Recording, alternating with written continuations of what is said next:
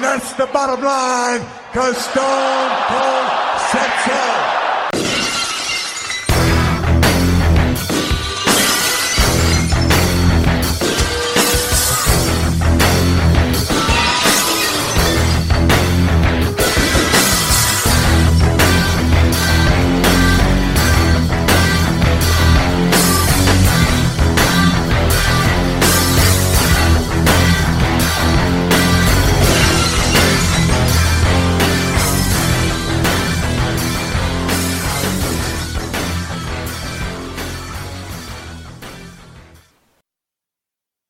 Welcome to the Bottom Line Wrestling Cast, the career of Stone Cold Steve Austin. This is episode 36, Deadly Game, November of 1998. I'm Mike Prue, along with JV. JV, how you doing this week?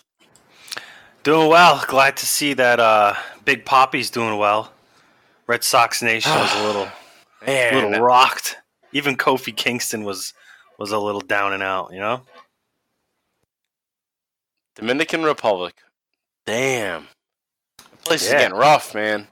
It's getting rough out there. Be careful when you go to these resorts and shit. That's where I got married. Yeah, I know. I mean, fake married, I guess. I got married here. Justice of the Peace. Yeah, the ceremony. Yeah. That's the real wedding. Yeah. I got married here. I don't remember that date. That's like the fake date, even though that's the actual law date. But then, yeah, I did the ceremony down in Punta Cana, Dominican Republic. Got married there about 5 years ago. And damn, it's only been like horror stories ever since then. And I went to Punta Cana like 3 times, and it was always sweet, great place. And now people are getting I've never heard anything bad about it until recently. And people are getting kidnapped as they walk through the hallways of a hotel and getting stuck in the basement, getting tortured and shit. Like, wow, I can't believe that shit's going on there. Brutal. I don't want to talk shit about another country, but especially a country that's close relations with the United States, and now all of a sudden it's like a horror story. Yeah, get your shit together, Dominican Republic. What the fuck? And you're gonna fucking try to shoot the fucking biggest star of all time? Yeah. Big Poppy? Big Poppy. It's like he's got a wrestler personality. He's got a wrestling name. Yeah. He could be a big superstar. Big Poppy. Yeah.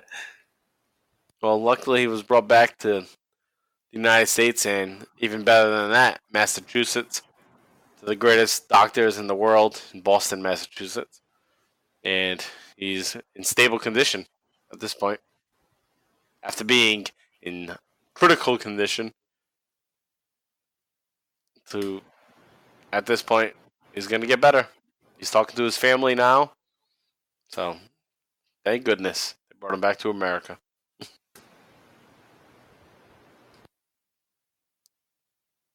Besides that,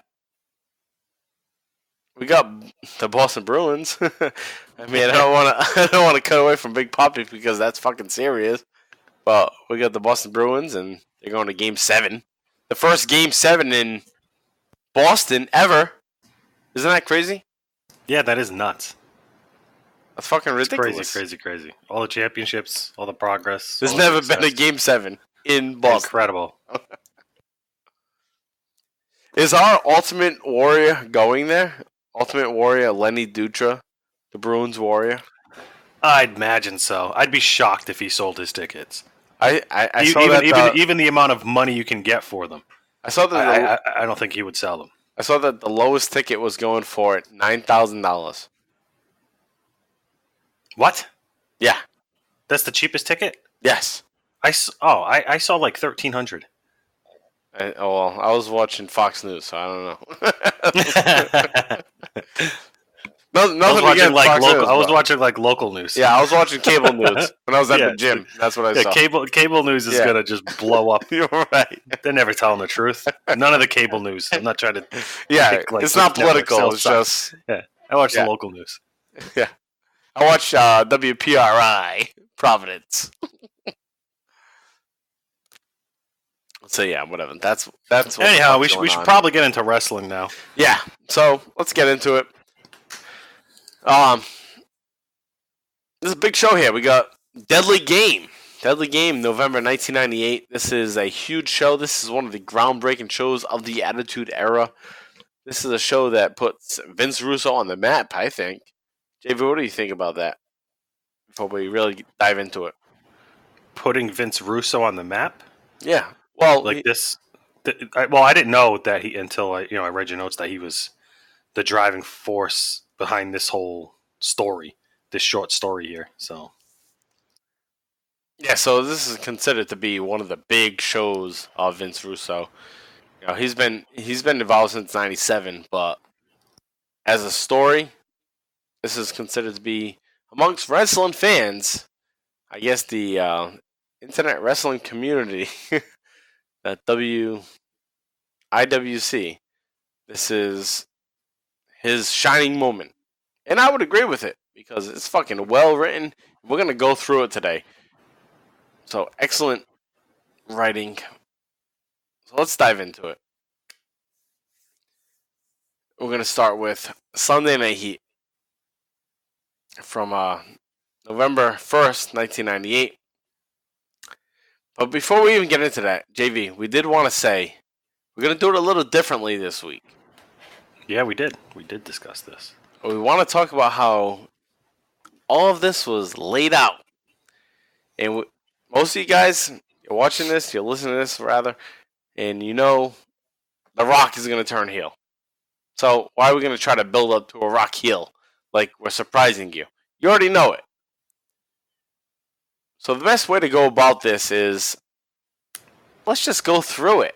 Mm-hmm. Let's just go through it and see all the different moments that revealed to us that, wow, this has been planned out for weeks. And that's why I say this is Vince Russo's crowning moment. His greatest achievement is that this was very well written.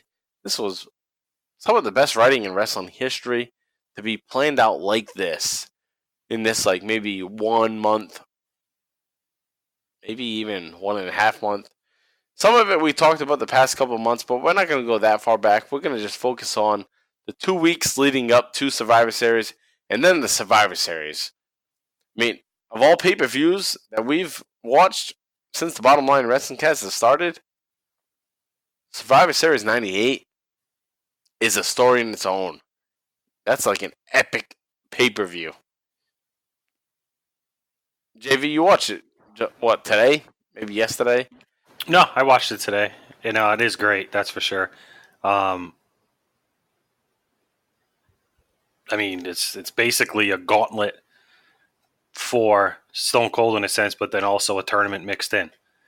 Because you know what I mean? The focal point of this whole thing is Stone Cold, so... Right. We're focusing on Stone Cold, and we're thinking Stone Cold's going to get the title, but it's just not made for him. No, it's a hell of a. I actually recalled some feelings I had the first time I watched this Survivor Series. I could just kind of date it back 21 years ago. Yeah, and I remember this, and I remember my dad calling it that The Rock was going to turn heel. Oh wow! My dad just knew. It was funny. No, I used to watch it with older dudes. I was 14, so I was watching it with my dad, who was probably in his 30s, my age now. Yeah. And his buddy Dave was the same age, so I just see it clear. They get it. They get the clear picture. They're older, they understand, right. I guess. They watched every week, and then I'd watch pay-per-views with those guys, and I was 14. Like I said, they were 35, my age now. So that's so funny that you say that, because it reminds me of back in 1992 when I was 9 years old, and my father at that time would have been probably 36, 37 years old, and we got Royal Rumble 92. And that's the classic Royal Rumble. It's the first time that the Royal Rumble ever meant anything. It was for the WWF Championship. Ric Flair came out at number 2, and he won the whole thing. And for me as a 9-year-old, who the fuck is Ric Flair? Who's this old fart? with gray hair. I used to think the same thing. Why is this old dude wrestle? He's always bleeding. So, But my dad loved him.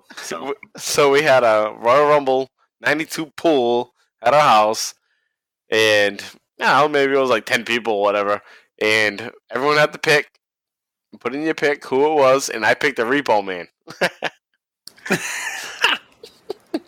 And my dad and my uncle picked Ric Flair. I was like, what the fuck? Dumb. Like, not saying that as a 9-year-old, but in my mind, I was like, that's stupid. Repo Man, man. And, Ric Flair won. He won the championship. And then I look back, it's like, my dad and my uncle, they followed it. They paid attention to it. And they knew, Ric Flair, fucking big star from WCW, NWA, comes over. Yeah, it only makes sense that he's going to win the championship here. Dumbass kid. Idiot. Go back in your room. So, hey, thanks for your donation that I had to pay because you're fucking 9 years old. They probably laughed at you. And you picked Repo Man. Your idiot kid picked Repo Man. What a dummy. Oh, my dad should be doing a podcast, not me. Fuck. Alright, yeah, so, fuck. That's what we got there. Alright, so, this is a big show, as we were just talking about. This is Vince Russo's breakout moment, whatever. And we're going to get into it. So let's just jump into it now, starting with Sunday Night Heat, episode 14 from November 1st, 1998. This is live. This is the first time that Sunday Night Heat is live, actually. And this is in Austin, Texas. Vince McMahon's going to make a big opening. And people are thinking that Vince McMahon's going to retire. And he's going to announce his retirement the next night on Raw. And then Shane McMahon just pops out. He's like, screw all this. I'm coming right out. So, if you remember from last week, Shane McMahon comes out. He cuts a great promo. And he says he's all done with his father. He's sick of him. So, here we are. We got Shane McMahon on Heat. Not as that fucking wily kind of pain in the ass guy on commentary. Yeah, not the frat boy. Not the frat boy anymore. And here he is. He's being legit. And he's going to cut a little promo. And, it's not even a promo. He's really getting interviewed. And he's getting interviewed by our favorite guy, Kevin Kelly. Hard-hitting Kevin Kelly. Hard-hitting Kevin Kelly. Yeah. So Kevin Kelly's like, Shane, do you know what's going on with Vince McMahon? What's he going to say tomorrow? Shane McMahon's like, I have no idea what's going on. I never have any idea what he's going to do. And it really pained me last week to see his reaction when I said what I said last week. And then the crowd starts chanting, Austin, Austin. And he's like, yeah, I'm with you on Stone Cold. That's why I retired him, because my dad was wrong. He says the WWF is going to be bigger than one man's ego. No stooges, no swerving, no lying, no screwing. Now, we said we wanted to do this episode in a way that we're pointing out the things leading up to the big swerve that Russo has in store with The Rock and McMahon. So here we see it right here in episode 14 of Sunday Night Heat. Shane McMahon, right after his big promo of being a babyface, he's saying, we're going to be done with stooges, swerving, lying, and screwing. Everything they're doing right now. Everything. The whole Basically, plan. the whole plan that's making them buku money. Exactly. He wants to scrap it. Yep. So it's right there, right in the open. And Shane McMahon did a damn good job already. But we're going to move on. Let's go to Raw 284 from November 2nd, 1998, live from Houston, Texas. And then we got Shane McMahon opening up again. And Shane McMahon's going to open up the show. There's a steel cage. It's the fucking blue steel cage. A few weeks ago, maybe a month ago, I said that was the end of the the big blue steel cage. Yep. And I guess I'm wrong. I thought that when I saw that, I was like, Guess Mike didn't finish his research. Yeah, I thought I did. But I guess they're like some of the research is qualifying the little trellises above the cage Yep. as being a different type of cage. So, which is geez. stupid. Yeah, they're kind of. It's still the blue cage. So you got the blue cage back there, and it's not going to be used as a match. So maybe that's where it works in,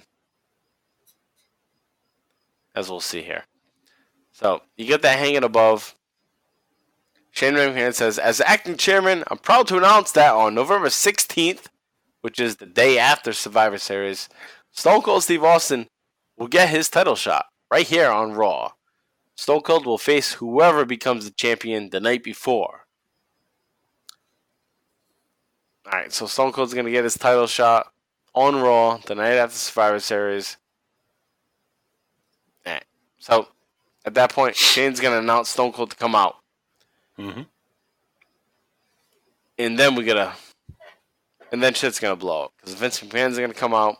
So let's take a listen to what McMahon has to say about all this. And he's not very happy with Shane McMahon jumping in. No, he's not. He is irate. So take a listen.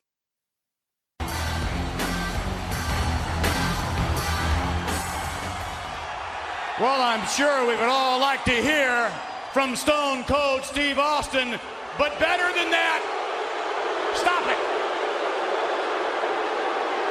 Let's hear from me, Vince McMahon. What, a look of surprise on your face? A little disappointment? You didn't think I would make it tonight? I knew he'd be here. And all this speculation about Vince McMahon and whether or not I'm going to retire. That's not speculation. Some would say it's poppycock. Some would say it's BS, if you get my drift. Yes. What I say is it's wishful thinking.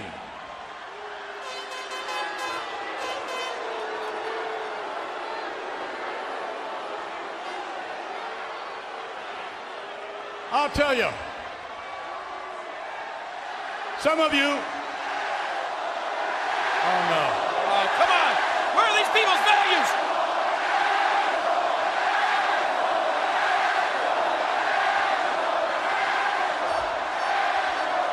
Once again, Vince, you got about 20,000 people calling you an asshole.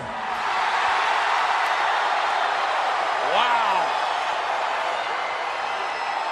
Austin, you'd like it if I retired, wouldn't you? You'd really like that. You'd like it if I retired, Austin.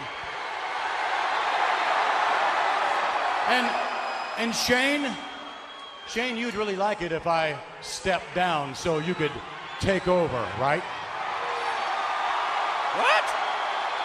And all of you would all like it if Vince McMahon sort of faded away, sort of disappeared. I think it's unanimous. Some of you would even like it if I died. Oh my gosh. Well, let me say this. That's the only way that I'm ever going to step down as chairman of this organization is the day I die. Well, so much for passing the torch. I told you. And when I die, I don't want a damned one of you to come to my funeral. No family, no friends, no WWF superstars. When I die, I want to go straight to hell. Good Lord. Which is exactly where I've been as of late, figuratively speaking. I've been in a living hell for the last couple of weeks, thanks to my own flesh and blood, my own son, Shane McMahon.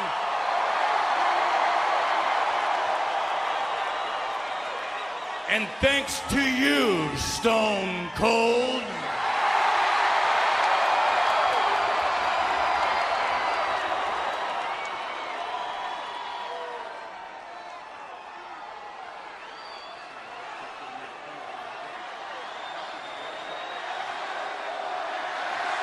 having a consultation now.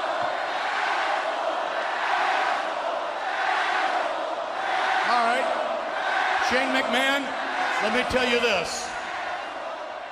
As of this moment, I am relieving you of your corporate responsibilities.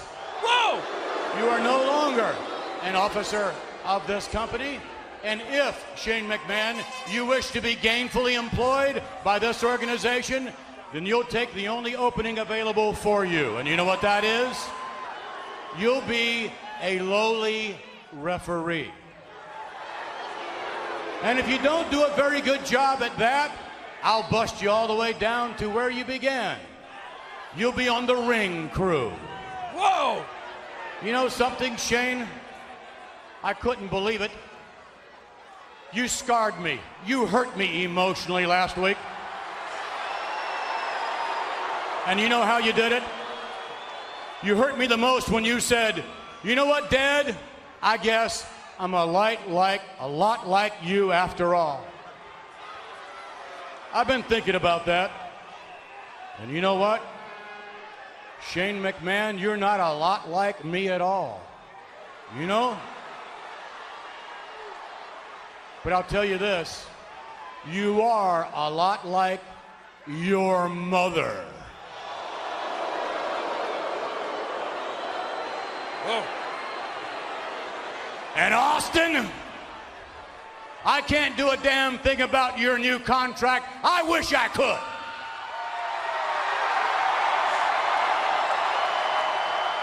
But I can tell you this. It won't be the day after a Survivor Series that you get your title shot. No, no, no. It'll be at the Survivor Series. What? Which simply means, if my math is correct, that should you make it all the way to the final championship match, you would have wrestled some 4 times on that given occasion. Good luck, Mr. Austin, in the Survivor Series. You're going to need it. And by the way, may I tell you whom you will be facing in the opening round of the Survivor Series? The Big Boss Man. Wow. In the sold-out Kiel Center in 13 days, Austin the Boss Man. What a deadly game that's going to be. And I've only got one other thing to say, and that's to this audience. I heard that chant, and I've been hearing it a lot.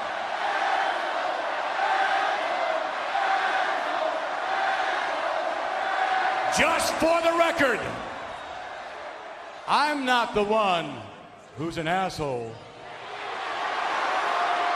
It's all of you. Oh, good Lord. I thank you very much. Have you ever?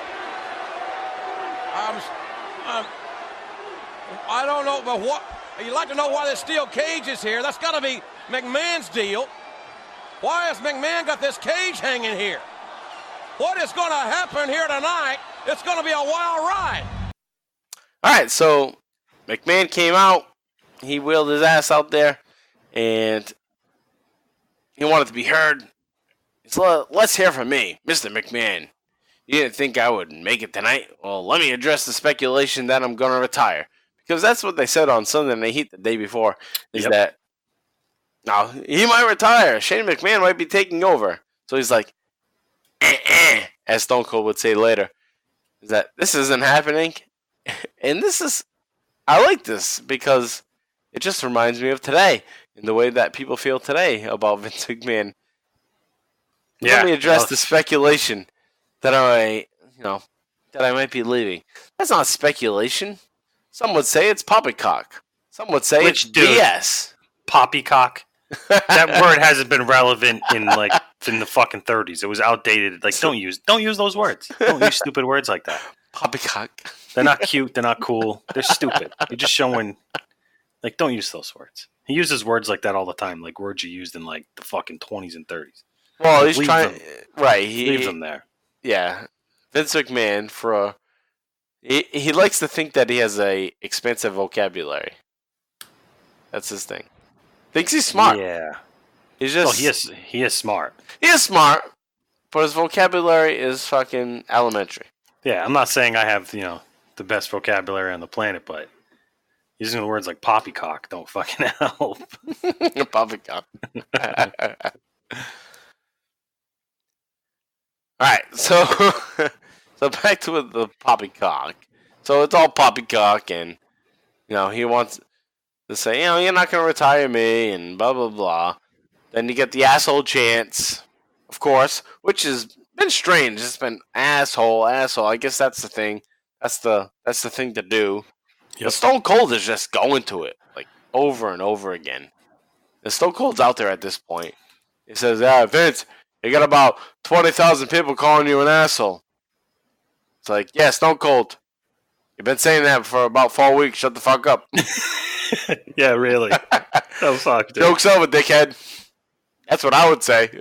Someone's trying to rib me. It's like, yeah, shut up, Stone Cold. You said that joke 4 times already. Over. So we got Vince McMahon. He's a little pissed off. And he gets to the point where he doesn't care. Like, I don't want anybody at my funeral. He like jumps to that extreme. Yeah, he does. Yeah, he goes right to death. The end of Vince McMahon. It's because people they're cheering for him, dying. They're cheering for him to disappear from the WWF. Like, oh, you're not gonna leave. You're not gonna step down. Boo, boo. So he's like, I'm not stepping down. Yeah, he's smart. He's eating it up. He's and doing this only gets them even more riled up. Right. No, the thing I wanted to say that kind of relates to today is that he says the only way that I'm going to step down as chairman is the day I die. That's probably the truth. Even that is the truth. Yeah, I think that's absolutely the truth now. All these years later, it's like, yeah, he said it then, and he still means it today. Yeah, it's his company. He built it. Right. Don't care if it's a publicly traded company, whatever. He's still and he can't really fault him for it. Yeah. Either. Even if you don't agree with the booking, fucking watch something different if you don't agree with the booking. It goes back to what, as much as I think their stuff sucks right now, they're making money. Right. And that's all that matters. So he's making money. And also, bottom line, here on the Bottom Line Wrestling Cast, would you be a wrestling fan without Vince McMahon? No, of course not. Probably not. Exactly. Especially having grown up in New England, the Northeast, which was, his bread and butter. Right. We were never exposed to wrestling this way. So. Yeah. Yeah. So, he says that. He says, I'm not done until I'm in the grave. I want to go straight to hell. So he starts using this hell thing. Yeah. Yeah. Which I like. I'm glad we're getting we're morphing into this. We're getting the into next. that. Yeah, the next evolution of Vince McMahon villainy. So he says, I've been living in hell for the past couple of weeks, thanks to my son, Shane McMahon, and thanks to Stone Cold. Shane, at this moment, I'm relieving you of your corporate responsibilities. You are no longer an officer of this organization. You are now a lowly referee. Demoted. And Shane McMahon started off as a referee, started off in the ring crew. He worked on the ring crew for a long time back in the early 90s, like 1989, I think. I think around WrestleMania. It had to be like WrestleMania 6, so probably early 90 through like maybe 92. He was on the ring crew as a referee, too. So that's cool, like. Yeah, he earned his right. He legitimately earned his stripes. Like he worked his way through the company from the bottom to the top. Yep. I mean, I'm sure some promotions had some nepotism involved, as they should. I mean, when you should own the freaking company, I think that's your inherent right. It's not like he didn't graduate high school, graduate college. Yeah. He didn't have to do these things, but his father made sure he did, and that only made Shane a better person, probably more well respected with his peers. Right, he got to grow up and work with like Bret Hart, Randy Savage, fucking Jake the Snake, like just being the referee and being on the ring crew, he got to know these guys at a certain level. Probably more than his fucking father did. You know? Yep. So I would love to hear stories from Shane McMahon one day about the wrestlers that worked in the early 90s. Totally different story than Vince McMahon would have. All right, so there you have it. And I think I skipped something. Yeah, I mean, he's been living in hell for the past couple of weeks thanks to Shane McMahon. So he compares himself about wanting to go to hell when he dies, but also attests to the fact that he's living in hell right now due to the bullshit that Shane McMahon's putting him through. And then he relieves Shane of his corporate responsibilities, which you just got into, the ring crew. And then, he starts to play the sympathy card, saying that his son scarred him, hurt him last week, and, guess you're not like me after all, blah, blah, blah. But you are a lot like your mother, which is like the first time you really hear of Linda McMahon being... no, I don't think she's been brought up yet on Raw, but not at all. The first time she's really ever been mentioned. Which, as we know, down the line, she ends up having like an actual TV role. Yeah, which is strange at that point because it has nothing to do with anything. No, you're a lot like your mother. It's kind of like a shock moment. Yeah. Yeah. So you get that shock moment, and then McMahon transitions to Austin and says, "Austin, I can't do a damn thing about your new contract, but I can tell you this: it won't be the day after Survivor Series you get the title shot. No. It will be at the Survivor Series, which simply means you'll have wrestled 4 times to make the finals. So good luck, Austin. You're going to need it." And Austin's going to face the big boss man in the first round of the tournament. So people start chanting, "Asshole, asshole." And McMahon's like, yeah. Well, I'm not the asshole. All of you are the asshole. And then throughout the rest of the night of Raw, McMahon is just basically being an asshole to everybody. He's going to be an asshole to Michael Cole. He's going to have Big Boss Man choke Michael Cole. And then you got McMahon run up to Jim Cornette and say, "Hey, stop wearing those stupid, silly outfits and stop talking about 1980s wrestling crap." He's like being legit. And then he walks through the audience and, the backstage rather, and you got Shaq. Shaq is just hanging out. Yeah, Shaquille O'Neal. Yeah, Shaquille O'Neal. And he's like, "You got a backstage pass? I'm Shaquille O'Neal." And then McMahon just rolls off. And the thing is, I read about this or heard about it, is that Shaquille O'Neal actually just came in with another wrestler. I don't know who it was, but he knew somebody and just hung out backstage. And they realized he was there. And they're like, "Oh, fuck, Shaq's here." And it wasn't capitalize on that. And they were like, "Hey, he's here. Fuck it." Like they weren't like they weren't in a skit. We're like, "Hey, get the fuck out of here." They're like, "Oh, Shaq's here. Hey, Shaq, you want to be in a skit? All right, let's do this." So they did that skit right after that, and he's like, "All right, cool, I'll do that." That's pretty cool. So he's probably playing Houston Rockets that night because they were in Houston. Yeah, that's a good call. That only makes sense. And then from there, you get the debut of the Hardcore Championship belt.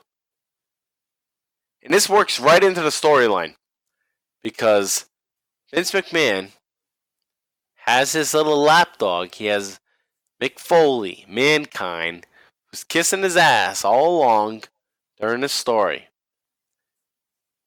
All the way back to the beginning of the year, basically. McMahon's his go-to. Mankind and McMahon. And McMahon's going to give him a belt to appease him, to make him happy. And it's this Hardcore Championship belt. What do you think of this, JV? What do you think of Hardcore Championship belt, this whole angle?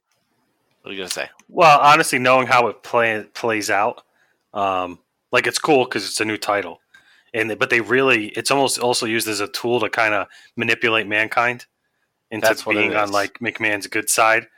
And it's kind of fucked up. Like it just goes to show you like how well thought out and plotted out this scheme was. Like, it's awesome. It's really awesome. Yeah. I mean, you think about the Hardcore Championship in a different way. You think, oh, it went on for 4 years and you had a bunch of people pinning each other all over the place. Yeah. But it was really meant for this angle that Yeah. Vince McMahon wanted Mankind to think that you're the next guy. And I'm going to give you this. And you're my boy. So stick with me. Meanwhile, I'm going to fuck you in a couple weeks. I'm going to give you this piece of shit belt that's all ripped up to shreds. And you're going to like it.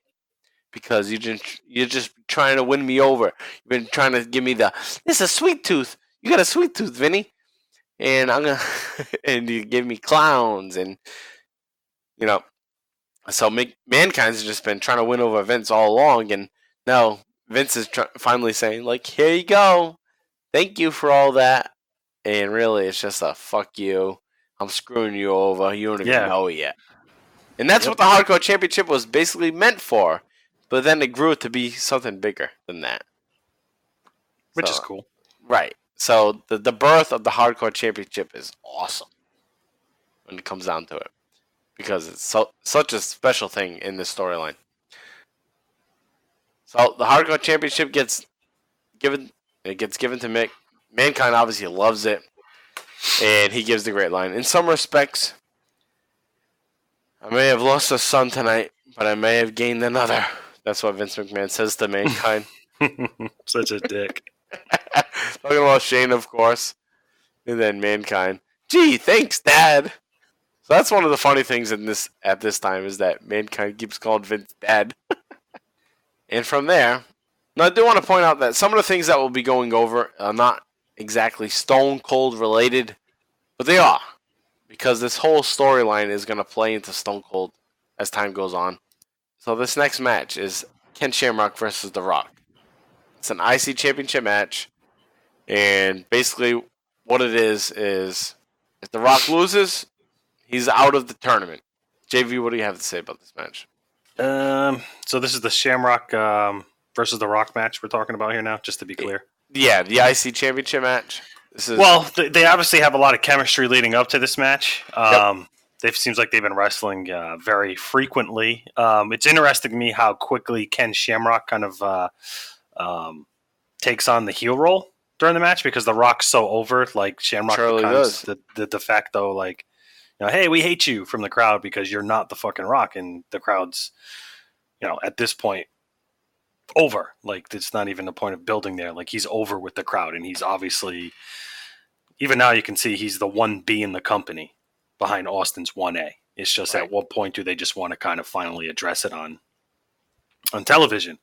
But it was a good match. Kind of a shitty ending in my opinion. But they're basically mimicking the same shit they did with Stone Cold. But obviously, we know Stone Cold.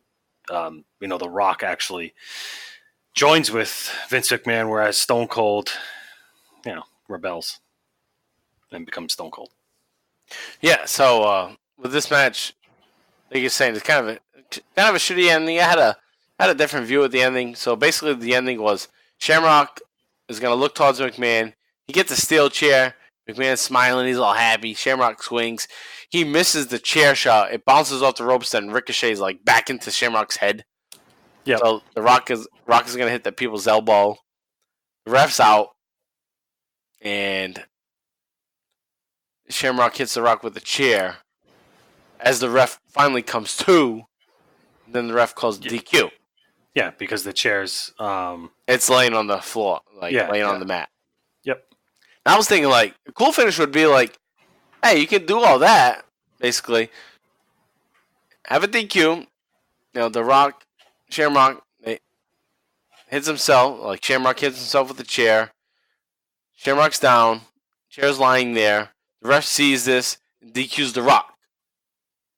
So either way, you get the same kind of result. You get a DQ finish. The Rock's out of the tournament because of the stipulation. He didn't win. Right. Right. So that would work.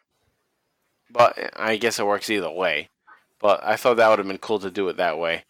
So McMahon says, looks like you're not going to the Survivor Series. You're not the number one contender anymore. And you're not the people's champ. You're the people's chump. People's chump. That's like the fucking go-to line. Yeah. It's just weird, too, how quickly McMahon can have the police called on The Rock. And, Oh yeah. have him taken away, but then a week or so ago, he couldn't get controlled. He couldn't get the police to do shit about Stone Cold, who was like fucking wielding a knife and has an M16 and all this shit. You know what I mean? I don't know. Yeah. I'm overthinking it, obviously, but it's just like it doesn't help the ending of this when you look back. And yeah, you had a whole what episode happened so frequently, so recently, rather, like it was 2 years ago. Right. Right, because that Bang 316 episode that we covered last week, Yeah. that would be like realistic. Like, according to storyline, McMahon would not want to be held by Austin. He would not want to be held at gunpoint. So that was all bullshit. And now, so yeah, they didn't need to have him arrested. That's basically the point I'm getting. No. And the reason why they did is they want to create a situation where it's like, oh, The Rock is being arrested like Stone Cold was arrested. So Vince McMahon is so pissed off at The Rock like he was with Stone Cold. Yeah. To create that storyline where McMahon hates The Rock. That's why in these 2 episodes of Raw leading up to Survivor Series, McMahon is after The Rock. Just to establish that McMahon hates The Rock. So that's all part of it. I mean, yeah, it's all part of their master plan. So right, it's all part of the writing that somebody like us didn't get at the time, apparently. All right, so let's get back into it. You got the Big Boss Man, your favorite guy, Big Boss Man. Now, I love this skit. I thought this was a great skit, and I call it the hard time in a cage. And this happens at 1 hour, 24 minutes into the episode of Raw. And McMahon has the blue cage. He has it lowered down. And he wishes everybody in the audience to come down and pay hard time. This is a good segment. So McMahon gets wheeled out there. It's funny, McMahon gets wheeled out there, but he's in a fucking electric cart. Yeah. I get confused because it's like sometimes he has it and then he's using it, and then other times he don't. And it's like, I think he forgets what chair he's fucking in. Well, it's funny because just Pat Patterson's always pushing him around like a little bitch. Yeah, that's like, true. I can move my own car, but you push me, bitch. So McMahon is he's just strolling around, and I thought like he's like an old lady bossing his older son around, younger son around. Like, hey, I want to go over there. Get me over there now. Get me to the cabinet. So he's getting pushed around. And he tells the Stooges, check the cage. I want that cage checked. So the Stooges check the cage. Bossman goes in there, checks the cage. And McMahon's a little pissed off. He says, all I wanted was a cup of coffee. And it goes back to a couple weeks ago. Back to the Bang 316. When all of a sudden, out of nowhere, and we talked about this, everybody just left Vince McMahon to be on his own. Nobody ever showed up for him. Nobody ever cared about him after everybody went for coffee. So McMahon said, I want a cup of coffee. So they all went into the cage. He wanted his cup of coffee. And then they closed the cage and he said, Boss Man, if you will. And then Boss Man kicked the shit out of the Stooges. He fucking disciplined them. I thought it was pretty cool. I know, I liked this. Pretty cool just to beat the shit out of them. Yeah. Plus, how the Stooges, they flop around and they do that. Yeah, they do good bumps. Yeah, Jerry Briscoe, Pat Patterson, absolutely. Sergeant Slaughter. They know what they're doing there. So McMahon reminds the Stooges never cross him again. He tells Pat Patterson, sorry. I'll stop it. And you all better bow your allegiance to Vince McMahon. And then Vince McMahon orders Boss Man even strip them naked, which doesn't happen, at least on this recording on the WWE Network. I'm not sure how far it went before, but I don't think it went much further than what it did on the network. But he says strip them naked, and then Austin heads out right at that point at 1 hour, 30 minutes, and 58 seconds. He climbs the cage, and he's trying to get the Boss Man. Pat Patterson's going to hit Austin with a nightstick, and Austin attacks Patterson. And Big Boss Man's gonna get up and he starts beating on Austin. Shane McMahon runs down. He opens the door to the cage.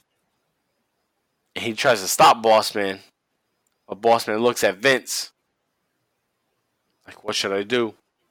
And Vince tells him to stop. Which goes along with the story that we're building up to. Mm-hmm. Vince doesn't want Boss Man to hit Shane McMahon because they're all on the same side. So he's acting like it's a moment of sympathy. Yeah, My son. yeah, like it's showing mercy, but Right. it's all part of the plan. Exactly.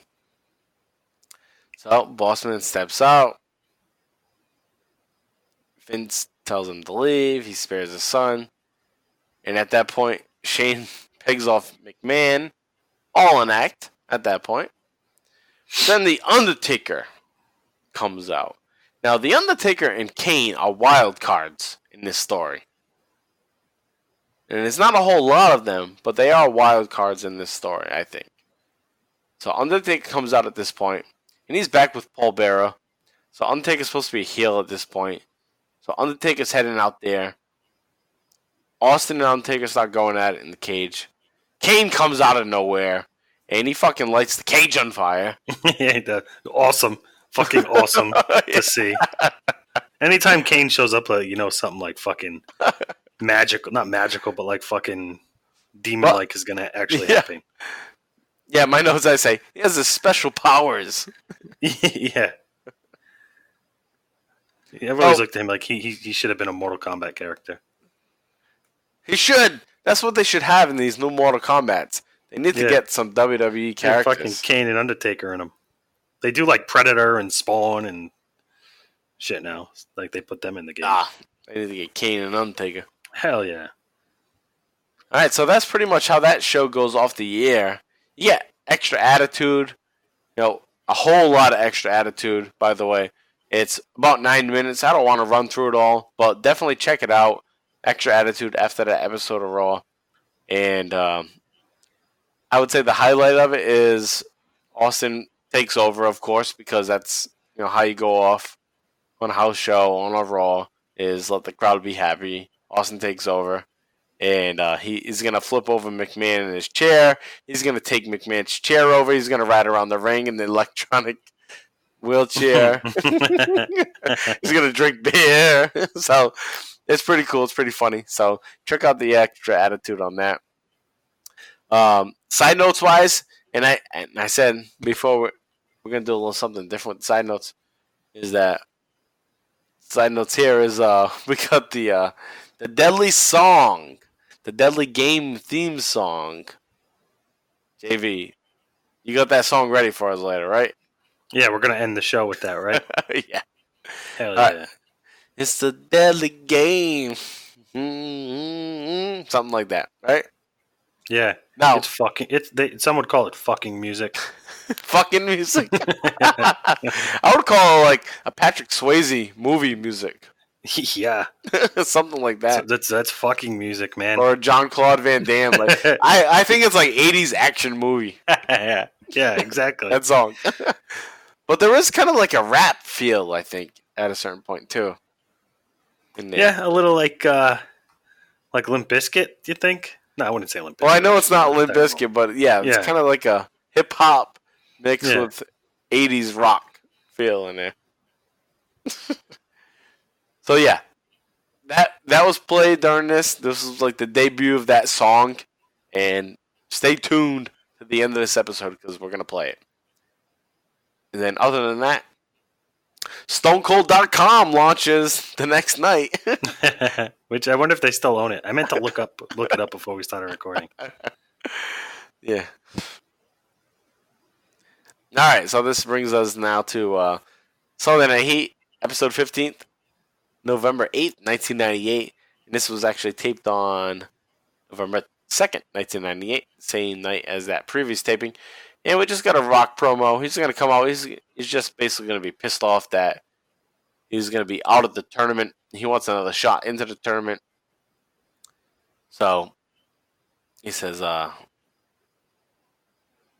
he talks to Vince McMahon. Vince McMahon basically says, it's not personal. It's just business. You're just another piece of meat on this roster. And you're going to have to beat Mark Henry on Raw tomorrow night if you want to be back in the tournament. You won't have to worry about being the People's Champion. You'll just be one of the people because your services are no longer required if you don't win. Then Rock says, which is a good line here. It's a very important line to the storyline. The Rock says, "Hold on, jabroni. I'd much rather be the people's ass than to ever kiss your ass." So that'll come into play later. And he even uses that in his ending promo that we'll get to in a little bit. So that now brings us to Raw 285 from November 9th, 1998, which was taped on November 3rd, 1998. This is from Dallas, Texas. This is the go-home show to Survivor Series. And we start off with Mick Foley, Mankind. He's getting a makeover at 15 minutes and 30 seconds. And this is kind of like a side note, but Mankind's involved in the storyline. And he's been so great. He spent a lot of money on this. Yeah, he's like all excited about getting a makeover. Yeah, Dad's hooking him up. His dad. Yeah, right, his dad. How his dad's treating him. He's the next champion in his mind. He's like, I'm the next champion. Maybe Vinny might buy me some new teeth. and then the lady that's grooming him is like, what happened to your other ones? Well, Austin threw him into the crowd. Which we talked about all the way back in May at Over the Edge when Austin busted him in the mouth and his teeth fell out. Then Austin stomped on him and just whipped him into the crowd. So that was a great callback to that. Is that Mankind would say that. Mick Foley was smart to say that. Like, Steve Austin threw him away. Which is like, thinking now, it's like, those must have been his real teeth that he paid for. And he really cared about, what the fuck's my new teeth? Because his teeth are already busted for years, probably, from the stuff in ECW, stuff in Japan, WCW. They had these new nice dentures or whatever. And Austin just tossed them into the crowd. So, that's pretty cool. He really cared about those teeth.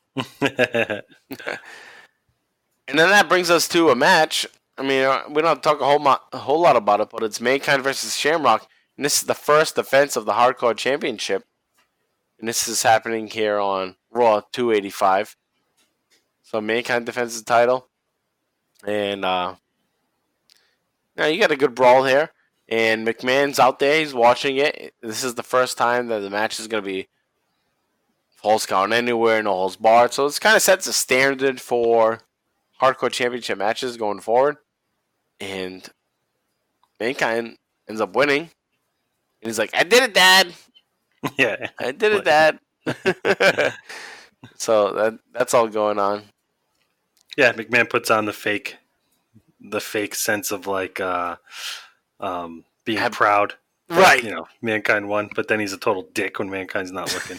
Exactly. Like, after Mankind wins, like trying to hug McMahon. And then just as Mankind moves away, McMahon acts disgusted, like, fuck off. Get the fuck out of here. Like, this fucking grubby motherfucker's touching me again. Yeah. All right, so we have that going on. So, that's just more of the building of McMahon being the chosen one, the corporate champ. That's what's building up here at that point. But now let's get to Austin, our main man. And at 50 minutes, 5 seconds, up to 54 minutes and 18 seconds, Austin's going to cut a promo. He's going to wear a new hat. Shitty-ass hat, I would say. JV, did you take a look at this hat? Yeah, it says it's awful. It looks like a hat like someone made themselves. Like in the middle of a mall. It's got like skulls on it with 2 middle finger skulls. Right? That hat? Yeah. Yeah, that hat's terrible. All right, so Austin's I wouldn't buy that. I wouldn't wear that. That looks horrible. It looks like a rip-off. Like a bootleg Stone Cold hat. Like a Jersey Shore Stone Cold hat. Yeah. Fucking shitty. All right. So take a listen to Stone Cold's promo here with this shitty-ass hat. And we'll talk about it right after that. Oh, this Sunday he'll be at his worst. And that's bad for everybody else. For the last 2 weeks, ever since I got reinstated into the WWF with a new 5-year contract,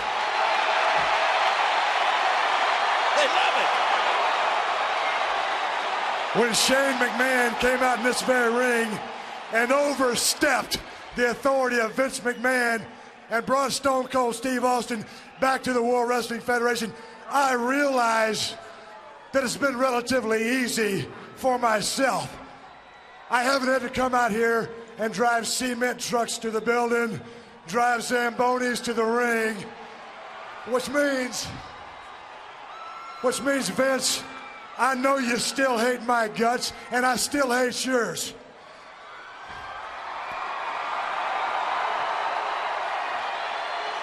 But there's something going on. You won't come out here and face Stone Cold Steve Austin. You're back here hiding like a little yellow bastard that you are. Man.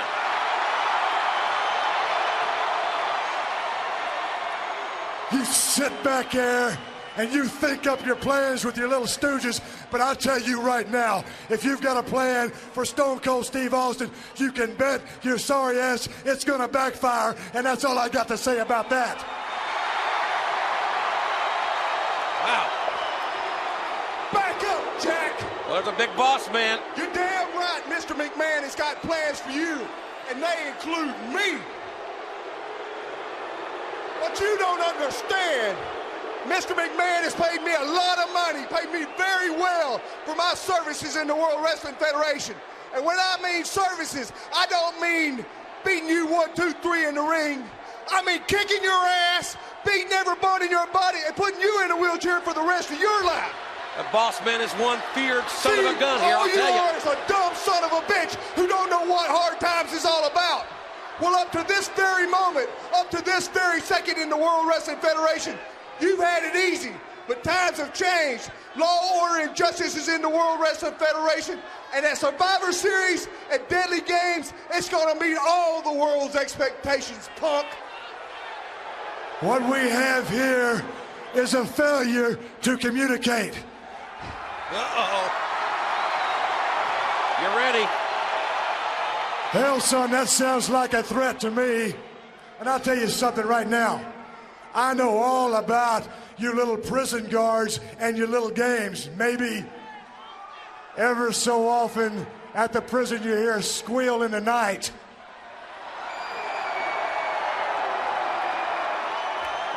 I'll tell you something right now. Stone Cold Steve Austin doesn't play that crap, but I'll tell you what, you bring your ass to this ring, I'll shove. They want him. I'll shove that nightstick so far up your ass, you'll have to move it out of the way to brush them little yellow teeth of yours. Oh, my. I got a little message for you, punk, from Mr. McMahon himself.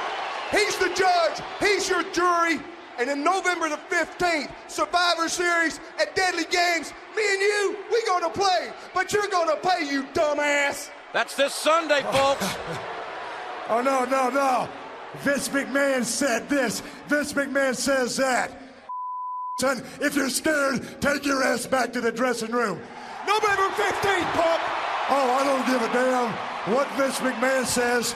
Stone Cold Steve Austin says, I'll beat your ass for free, and that's the bottom line, because Stone Cold said so. Well, I guarantee you one thing, that's going to be a slobber knocker. The boss man is 6'6", well over 300 pounds. He's coming to fight the rattlesnake this Sunday on pay-per-view, and I guarantee you it's going to get ugly. All right, so Stone Cold comes out there and he says, things have been relatively easy for me. I haven't had to drive a cement truck, a Zambroni. I'm like talking like that. Zambroni.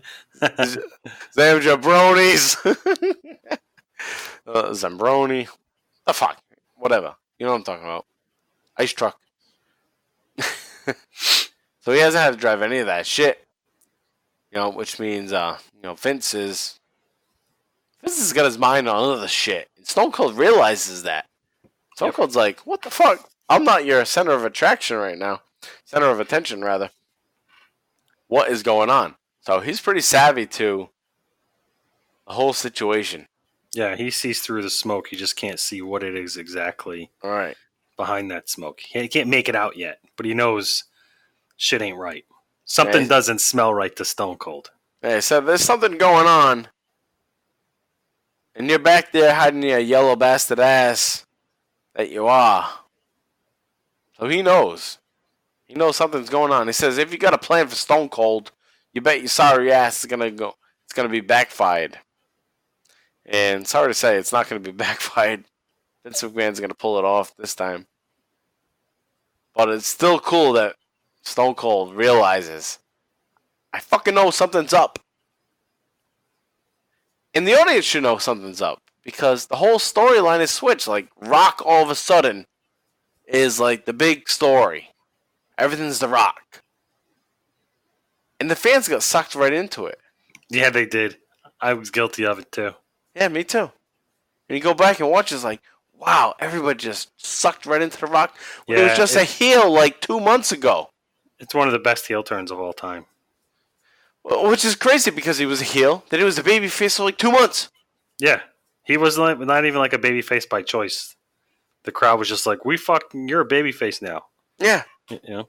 And they systematically, they just broke away from the nation too. Like, yep. D'Lo, Henry, you're on your own. Godfather, you're the fucking pimp now. Yeah, you're a pimp. Here's some hoes. Go cut some promos.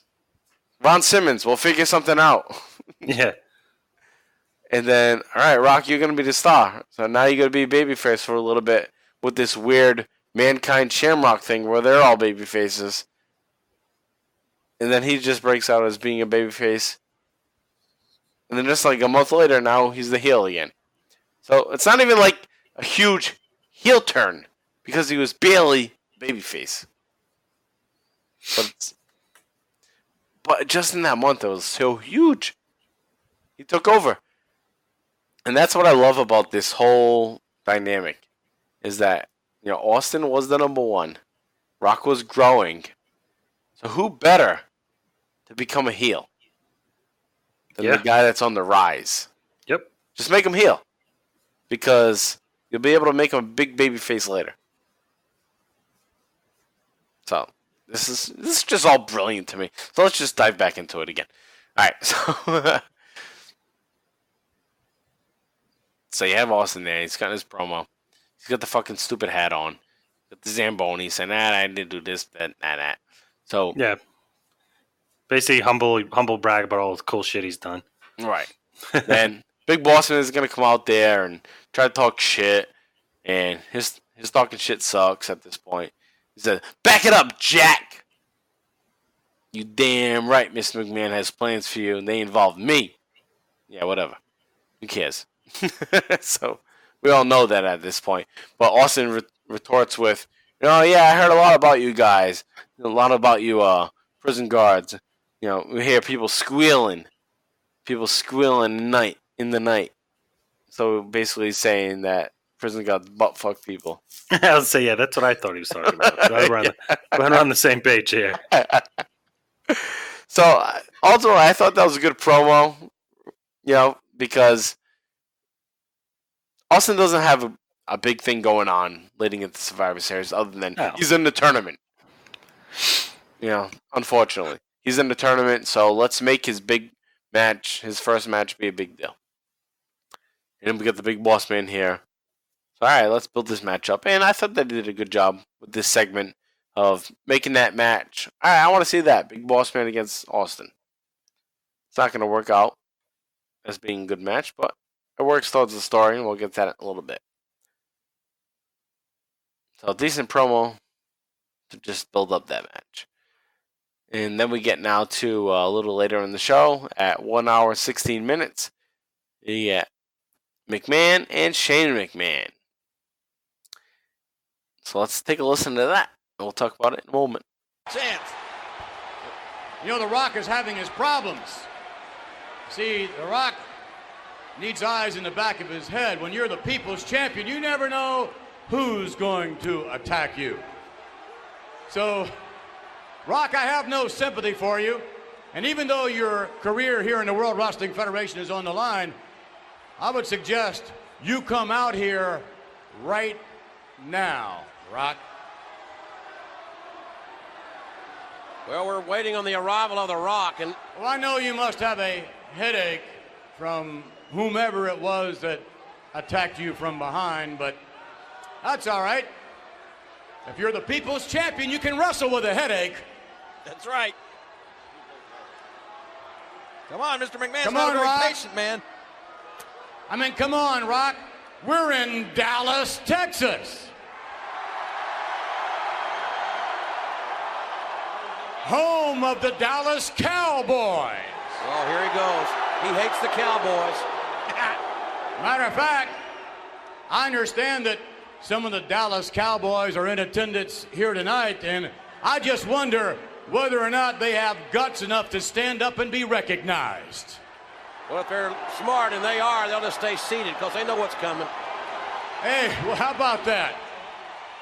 Hey, Rock, come on out because you'd really be in good company. The last time we saw you, Rock, last week, you went to jail. You'd be in great company with the Cowboys because half of the roster are convicted felons. Oh.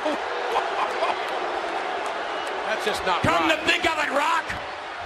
Rock, you're on the same streak as the Cowboys are, a losing one. Come on, Rock, I don't have all day. Let's go. McMahon has no empathy whatsoever for his fellow man. None. Wait a minute. There's Shane. Uh-oh. Now What are you doing?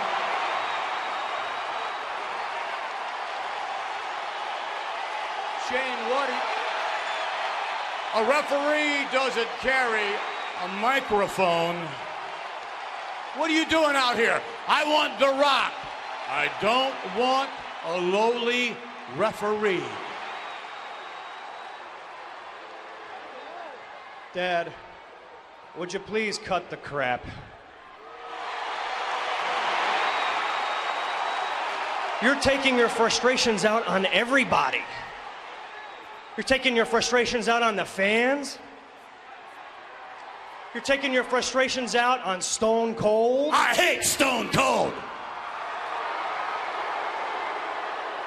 You're taking your frustrations out on The Rock. And why? Your frustrations, it's not about The Rock. It's not about Stone Cold. It's not about the fans. This is about family business. This is about us, Dad. This is about you and me. Oh, no, no, no. This is not family business anymore. This is my business. You said it best, okay? My ego, my power trips. I would suggest that you get the hell out of here, whether you're my son or not, right now.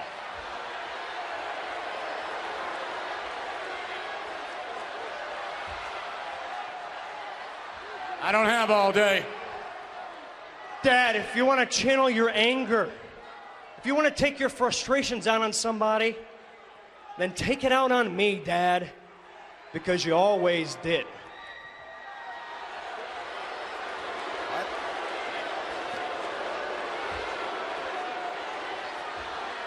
You know something?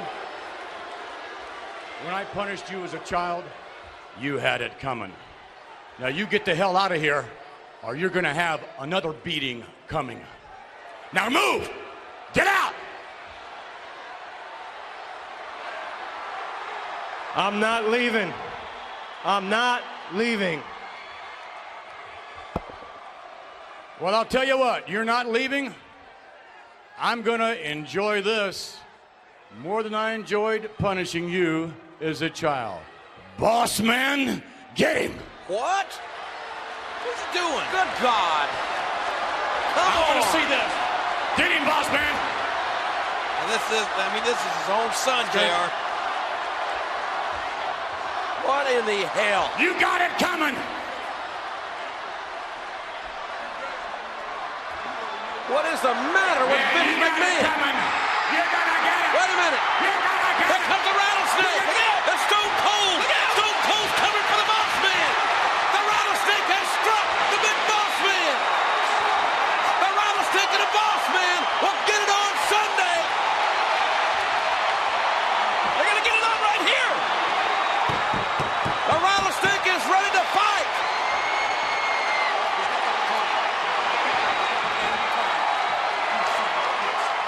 and just saved Shane McMahon from a beating from the boss man.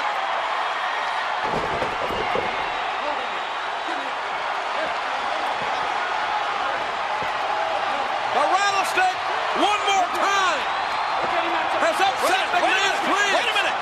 Hold him back. No. You stay here with me. You stay here with me. Get the hell out of here. You get the hell out of here. Well, boy, this is just getting good right now. The rattlesnake is in the house, but what about The Rock? All right, so McMahon comes out at about 1 hour, 16 minutes, and he calls The Rock out. He says, "You can wrestle with a headache." So apparently, The Rock he's not ready to go. He's a little bumped up. And he says that, the Dallas Cowboys are in attendance. You're in good company with the Dallas Cowboys because half the roster is convicted felons. So, that's a dated reference there. And you got Shane McMahon comes out. He's got a mic while he comes out.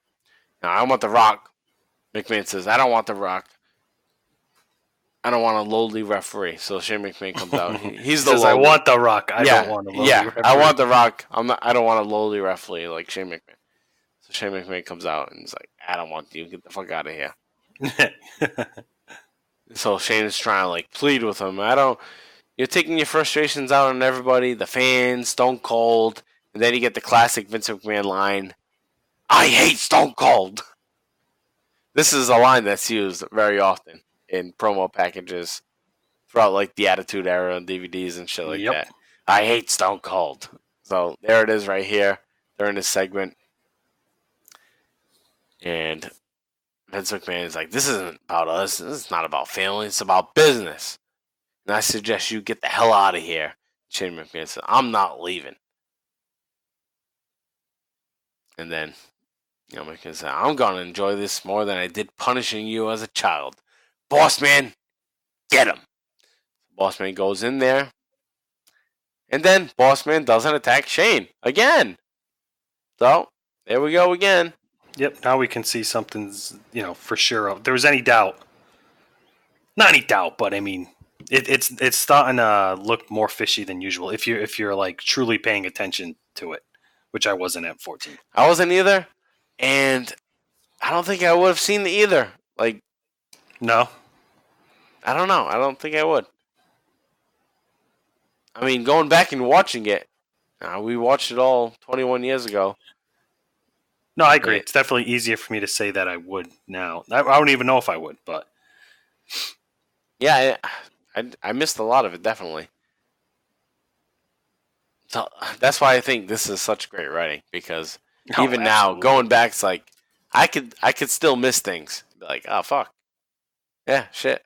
It was a lot right now. This is you can kind of take this plot line and use it for, a movie or something with different characters, and it still works. It's very like Game of Thrones. It's a drama. It's got a lot of drama. It's as drama filled as it's ever been.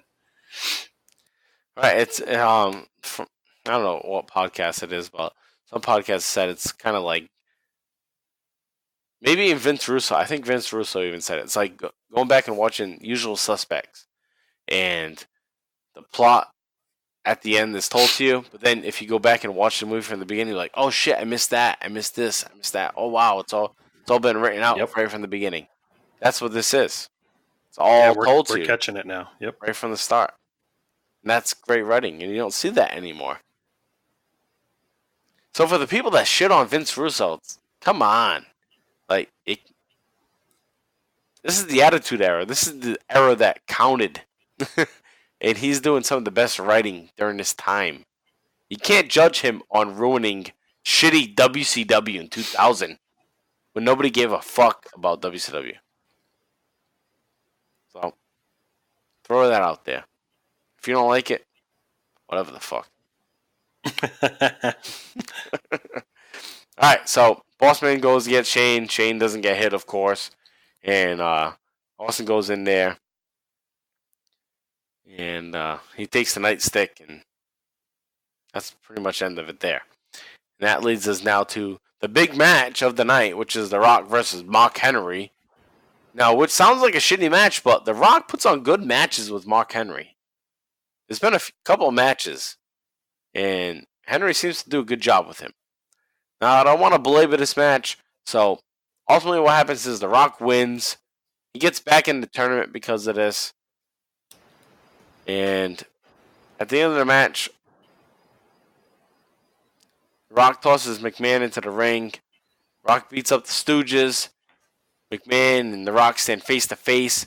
McMahon slaps The Rock right in the face. Then The Rock gives McMahon the rock bottom and the people's elbow, and the crowd goes wild for it. Now, storyline wise, what we're building up to, JV, what do you have to say about that? About what in particular? The twist at the end where with the Rock handcuffs Boss Man. No, not that point.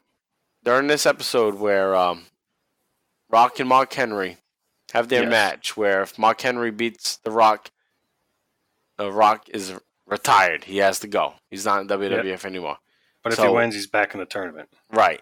So he beats Mark Henry, and then he rock bottoms McMahon, gives him the people's elbow. So I'm just asking you, what do you think storyline wise? Like, isn't that kind of like bullshit? Like, why is McMahon getting beat up by The Rock if he's on the side? What do you think? Maybe Rock wasn't on the side yet.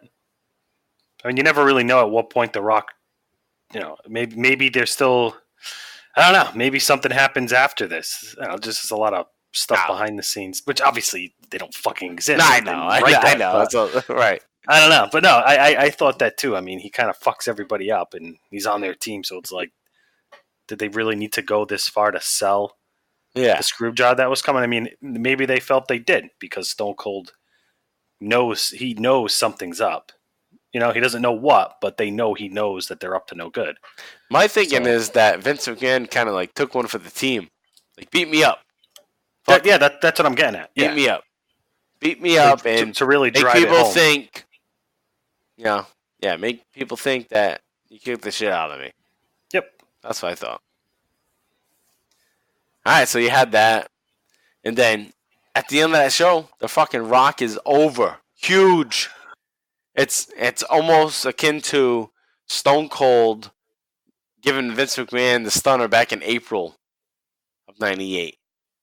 You have The Rock giving the people's elbow. He gives the rock bottom, and the crowd goes wild. The Rock goes onto the second rope, lifts his fist up, almost like he's the WWF champion. It's like, wow, this is the next fucking WWF champion.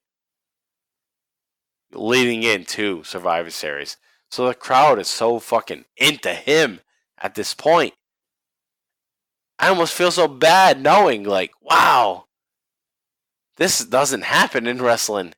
The writers don't control the audience this much ever.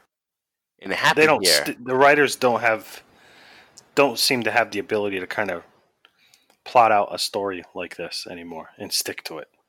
And it happened here. Yeah. It's awesome. Yep. Perfectly. Perfection. And it continues here. All right, so we go now to Sunday Night Heat 16 from November 15th, 1998 in St. Louis, Missouri. This is the pre-show, and Mr. McMahon is just going to do a little promo right at the end of the show saying that he's going to promise there's going to be a new, or guaranteed, there's going to be a new WWF champion, blah, blah, blah, like he's always been saying. I have a few things to get off my chest. I want to start with the people's jump, the people's ass. I want to start with The Rock. So The Rock comes out, huge applause, of course. So his whole thing is targeting The Rock. The Rock is his new enemy, which is fishy because all along Austin's been your enemy, but now Rock is? Why? Yeah, why? Yeah, why The Rock now? Like, why are you so intimidated by him now? Right. Why are you so concerned with his... When Austin almost killed you, made you piss your pants, now The Rock's the guy you're worried about? You're trying to screw The Rock? Well, it could be positioned too where Austin's already a problem. They could see how hot The Rock was going. It's like, all right, how's The Rock going to be as a star? Because now the crowd likes this guy too. Do we got to keep him in check and not being defiant? So okay, yeah, that's good. Yeah, nip it in the bud. Like fuck The Rock too before he gets any leverage over us. Yep. We're gonna go with Mankind, a little pussy boy who we'll be able to control, kind of thing. Yeah, so that's a good point. All right, so yeah, you got that, and The Rock gets a huge applause. He's gonna call McMahon's gonna call out Shane McMahon. Then he calls out Austin. Austin's pop is huge, which just gives you a perspective that Austin is still the number one. No matter how big The Rock is, Austin is still number one. And then it's just like everybody comes out at this point. You have McMahon tries talking to the three of those guys. Tries talking to McMahon, Shane McMahon, Austin, The Rock. And then Undertaker comes out. And we haven't talked much about Undertaker at all. But The Undertaker is back with Paul Bearer. And he came back with Paul Bearer after Judgment Day. And he made reference to, for the first time, Paul Bearer is going to lead the Ministry of Darkness. And all that don't declare will be declared. So that's the beginning of a storyline that we'll be getting into over the next 6 months. So The Undertaker's got changes going on that we'll be covering. So Austin heads out right away. He goes right after The Undertaker. They stop fighting. X-Pac comes out too. And if you weren't following along with the story going on here, you'd be like, why the fuck is X-Pac out there? But apparently during an X-Pac match, Undertaker came out and interrupted it, and X-Pac was pissed. He called Paul Bearer a fat ass. He told Undertaker to wait for his own time. And Undertaker kicked the shit out of X-Pac. So X-Pac's been pretty involved at this point with The Undertaker. And then a week later, X-Pac and Undertaker had a match. Actually, it was a day later. X-Pac and Undertaker had a match. And Kane came out and shot a fucking fireball. I know this all sounds like science fiction, but this is what fucking happened. Kane turned into Luke Kane. Yeah. Luke Kane. So he shot a fucking fireball at his face. And he was a little pissed off about it. So that was what's going on with Kane and Undertaker. And that brings us now to the Survivor Series. Now, let's fucking run through this shit because this is a fucking stacked pay-per-view. I just want to bang through these opening matches of Survivor Series 98. Now, this is considered to be one of the best Survivor Series, non-Survivor Series type pay-per-views. This had no Survivor Series matches. It's Survivor Series. It's still one of the best Survivor Series pay-per-views overall. I think so, too. And the reason why it has legit credit as being a Survivor Series is because it's a tournament. So that's a Survivor Series. Right? Yep. Tournament. Survivor Series. Yeah. Just like and basically, the person that's trying to survive in the audience's eyes is Stone Cold. Yeah. Right. And then even later in 2002, the next one to not have Survivor Series matches, traditional Survivor Series matches, is an Elimination Chamber, which is another type of Survivor match. So here we have it. All right, so just to skip ahead a little bit, we're gonna focus on the tournament, but there are two non-tournament matches, starting with the Women's Championship match.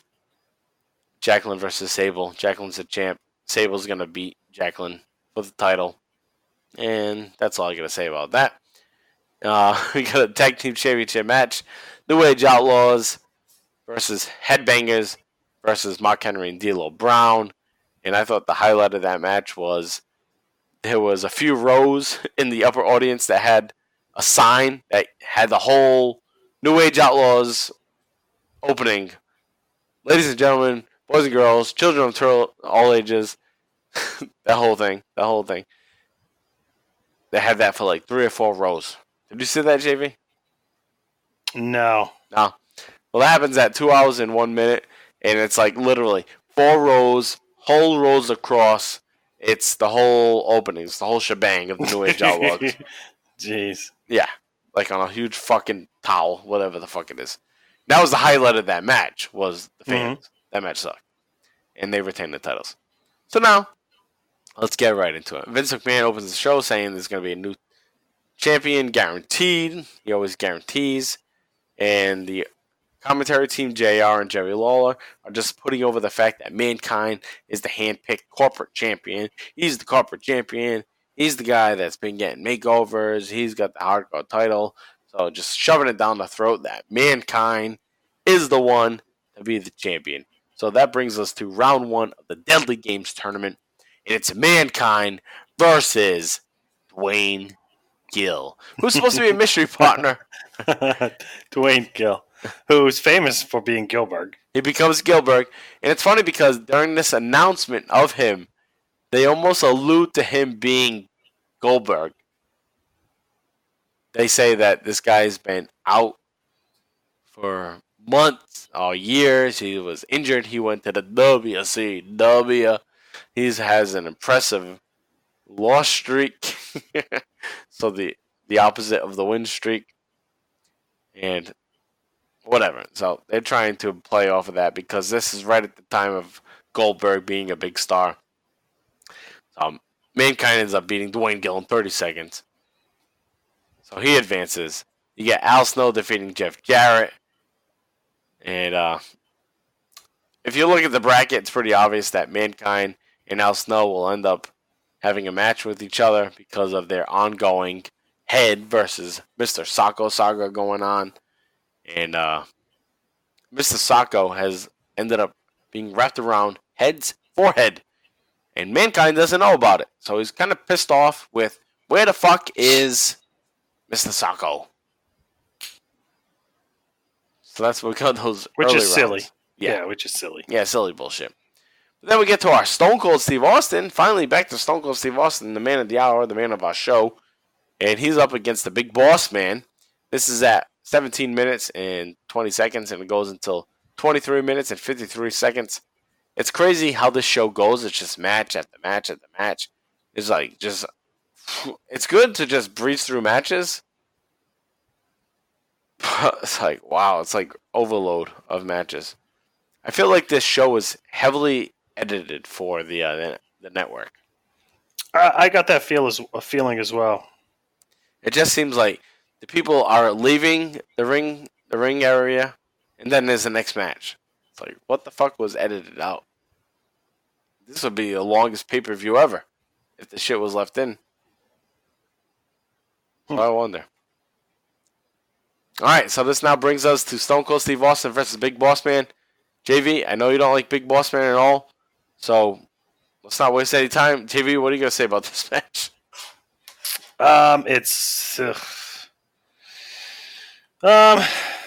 It's forgettable. Pretty much I already kind of forget what happens. I know Bossman's goal here isn't even to really win the match. It's just to destroy Stone Cold. Right. Soften him up for an eventual beating. I guess in the finals. I'm not really sure. Yeah, but it's hardly a match at all. So yeah, exactly. Yeah, so that's pretty much what you got here. There's some spots here and there. You got Bossman old classic moves. He slides out of ring. Punches Austin in the face. Yeah. And that doesn't go on for long because it's only a 5-minute match. Was it that long? Didn't even feel that long. Shit, maybe it wasn't even that long. Maybe 3 minutes long. But yeah, it ultimately comes down to Bossman beats Austin down. The ref calls for DQ. Austin advances. You would think Vince would be pissed, like, fuck, Austin advances. But Vince McMahon's not that pissed off because, like, you see Austin get his ass kicked. That's all you wanted here, is for Austin to get his ass kicked. And he's gonna get his ass kicked a little bit more as the night goes on. So that's the goal here. So while it sucked, it's a storyline match. So you can't be like, like a Dave Meltzer or a fucking somebody that rates things and be like, oh, this match sucked. This is the night of story. This is just part of the story. Not a good match. Good for the story. Yeah, it's not a match. Right. It's just call it that. Right. It's just a story. And it's perfect for Austin because he doesn't want to work a whole lot. So this goes out there. Does a little 3-minute match. You gotta protect your bread and butter. Right. So. And then right in this next match, Austin's gonna catch another break. X-Pac and Steven Regal, they're gonna go double count out in probably one of the best matches of the first round. It's the longest match of the first round for 8 minutes. And they're going to get counted out, and Austin's going to advance to the next round. because of this match. And I guess the feud here with X-Pac and Steven Regal is that Steven Regal doesn't like that X-Pac is the European champion because he's not from Europe. Not European. Yeah. So Steve Austin's going to get a bye, which makes sense because Steve Austin should get a bye because he needs it. And then that leads us now to Ken Shamrock versus Goldust, which, fuck, I don't have shit to say about other than Shamrock's Hurricane Rana. Which he does. That's one of his moves. Yeah, it's a good Hurricane Rana, but the match sucks overall. Ken Shamrock advances. Then we got The Rock. He's supposed to go against Triple H, but we all know Triple H has been injured for over a month. Yep. Mm-hmm. So, which is cool. Cool to just say that. People knew. People all knew that. If you're watching the wrestling, you know Triple H is out. And you're probably wondering, what the fuck? Triple H on that? He's not wrestling. And then they replace him with Big Boss Man. It's like, Vince McMahon, that dickhead. He's trying to go after The Rock again. He's trying to screw The Rock. He's going to put the Big Boss Man in there. So this is more of, the build-up to the ultimate point where we get to at the end, where The Rock turns heel. There's another one. Vince McMahon setting up Big Boss Man for The Rock, and this is all just a ploy. And The Rock ends up pinning Boss Man in 4 seconds. So Boss Man goes out there, gets cradled, and gets the 1, 2, 3, and that's it. Rock advances. Nobody thinks of anything at that point, but it's all part of the master plan. So that leads us now to the Deadly Game Tournament quarterfinals. And the time limits are now moved up to 15 minutes. But none of these matches are ever going to go that long, thankfully. And you got one of the shittiest matches between Undertaker and Kane. And I have nothing to say about this match. JV, anything? Nothing. Ugh, sucks. The crowd, like you listed here, they're not a lively crowd for what I consider to be a very good pay-per-view, but I think it's all because they're waiting in anticipation for the end because they know something's brewing. I mean, you wait for the end of every show, but I think the anticipation for the end of the show is so high that the early and middle part of the show kind of suffers from a crowd reaction standpoint. A lull, like what the fuck? Yeah, exactly. You're right. So Undertaker advances there. You got Mankind versus Al Snow. This is Head versus Sacco, basically. So Mankind's going to defeat Al Snow in a 3-minute and 55-second match. And I guess the only storyline here is that Mr. McMahon is dicking around with Mankind, playing around with Mankind, and he actually stole Mr. Sacco and wrapped Mr. Sacco around Head's forehead. And he's pissed off. Mankind's going to find out that Mr. Sacco is wrapped around Head's forehead. He's going to take it off, and he's going to put the mandible claw on Al Snow, and he's going to get the win. So now he's really jacked up. He's a little pissed off. And he goes now to the semifinal. It's going to be Mankind versus Stone Cold Steve Austin. And then in the next match of the quarterfinal, you get The Rock versus Ken Shamrock again. And Shamrock's going to cost The Rock, previously we talked about this earlier tonight. Shamrock cost The Rock his spot in the tournament before. Yep, but now so they have blood. Yeah, and they've had blood all along because, like I said, The Rock and Shamrock have had many matches throughout 98, 97. That's probably The Rock's best partner throughout those early years with The Rock. You're going to have Boss Man come out early in this match. Shamrock gets an ankle lock on The Rock. Rock is going to reach for the ropes. He's going to break the hold. Boss Man gets to the apron. Rock nails Shamrock with a low blow. He's going to hit the people's elbow. Shamrock's going to actually kick out of that. The crowd ultimately finally gets in this match. They start to get excited for it. Bossman throws a nightstick into the ring. And it looks like it's supposed to be intended for Shamrock. But if you pause it and you watch it, you can see Bossman's face looking at The Rock, signaling, here it is. And Bossman tosses out the nightstick. The The Rock grabs it, nails Shamrock, and gets the pinfall. Gets the match. He moves on. I think that was the best match up to that point on the whole show. Pretty cool there with the tossing of the nightstick. Yeah, I rewatched it a couple times too, just to make sure that that at least looked like they were throwing the nightstick away from the Rock, and they did. They do a good job, and Rock makes a hell of a catch. They did throw it away. Looks like it's aimed for Shamrock. It does look like it's aimed for Shamrock, but if you look, Boss Man looks at the Rock before he throws it. Oh, does he? He's right. He's queuing him up. Like, yeah. All right, be ready because it's coming. Typical right Boss now. Man, right. Fucking up. Well, yeah, we'll talk more about that in a second. All right, so there it is. The Rock advances, and right there you see Boss Man, The Rock working cahoots at that point, right there. And Shamrock, he's still maybe involved, but not totally involved at that point yet, because he's gonna be in the corporation, but maybe he's not totally involved at this point. All right, now we go on to a big match. It's Bottom Line Wrestling Cast. It's Stone Cold Steve Austin versus Mankind. This happens at 1 hour, 31 minutes. And it goes until about 1 hour, 43 minutes. JV, what do you got for highlights? I want to run through it.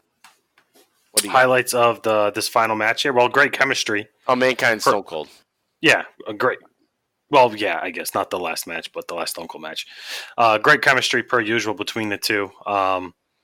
It's kind of good that you see Vince. Vince is still committed to the plan here, as he's visually encouraging Mankind from ringside to kind of, stay on Austin, win the match, all that stuff. McMahon, interestingly enough, comes out of his wheelchair towards the end of the match, miraculously fully healed, and prevents the ref from making a 3 count. Pulls him right up.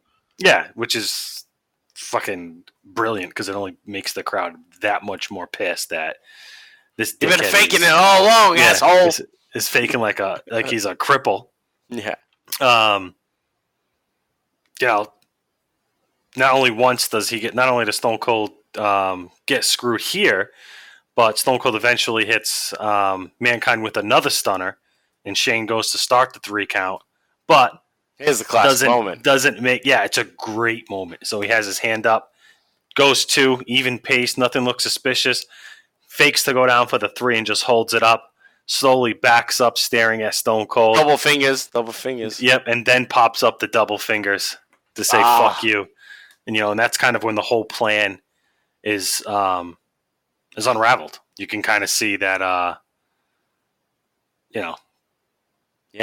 Shane McMahon is just faking all along. Yeah, Shane McMahon is his father's son. He is his father. It's like, I thought I was like you, Dad. Well, you are. Yeah. That's what it was all along. Now, the strange thing about it is, all right. So, well, I'll get to it in a second, but you get the pinfall, like you just led to, and Austin getting fucked there, and the look on Austin's face is brilliant. It's like, he is getting fucked there. Yeah. So, you got the Survivor Series. Even Jim Ross says, "Oh, what is this? We've seen this before at Survivor Series." Something to that effect. Yeah, he does that. Be kind of a callback to last Survivor year. Series '97, right? Right. One thing I wanted to bring up before we get more into this is earlier, just in the opening, and I only had to bring it up because it's a funny moment, is that the Stooges come out. The Stooges come out and they do the suck it. Yeah, they come out as DX for the Triple H match. Yeah. Earlier. Well, it was supposed to be the Triple H match before they announced the big Boss Man. Yeah. I wanted to say that before. Which is awesome because, they're loving it. They're loving the attention, as they always do. Yeah.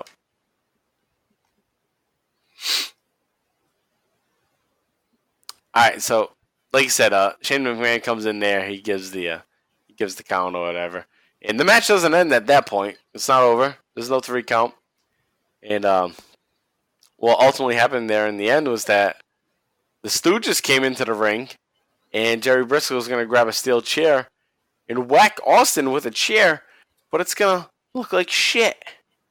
Yeah, it does. And it's known as the tink heard round the world. It's awful. It's like something you do to like someone that's fragile. That's how you hit them. You're like, you're just messing around. You don't want to hit him too hard because. Well, that's the thing. Austin was fragile. Jerry Briscoe was not supposed to be in that position to do that, so he didn't want to fuck it up and hurt Austin more. You know, he wasn't sure of what Austin could take. He didn't know what he should do. Mm-hmm. So it ended up being weak. And you can even see like Mick Foley's face look at Jerry Briscoe like, that sucked. Yeah. If you pause it at the right time, you can see Mick Foley's face like, oh, the fuck? Like, dude, what are you doing? Yeah, that attitude era. And apparently it was supposed to be Big Boss Man's spot to go in there and cause that spot. But he was back in the locker room talking to The Undertaker about the next match. And he was supposed to be out there with the Stooges because he's one of the Stooges. And he just went in the back. He was like, oh, fuck, I messed up. So he missed this whole spot. And then you can see him at the very end, right as the pinfall's happening. He's running out there. He just missed it. So, you get Mankind pinning Austin after a weak-ass chair shot. Mankind advances to the finals. And Austin and McMahon were apparently, Vince McMahon, were pissed the fuck off about this. Really? Yeah. That's the dirt sheets behind the scenes they were that really pissed about. Yeah, well, because this was, Austin's not going to win the belt, and this was supposed to be his big moment where he's going to get screwed. And him getting screwed was a little rinky-dink chair shot. Yeah. So he's fucking pissed off about it. Like, fuck off. Like, this is my moment. I'm not going to win the title, and I'm losing it after this fucking bullshit. Because if you look back now, if you just go back and read the record, Survivor Series 98, Austin looks like a fucking peripheral point on this show. He's in 2 matches and he loses. It doesn't seem like anything special. Well, yeah, he's really not. I mean, the big payoff here is The Rock. This is right. This is the birth of the corporate Rock.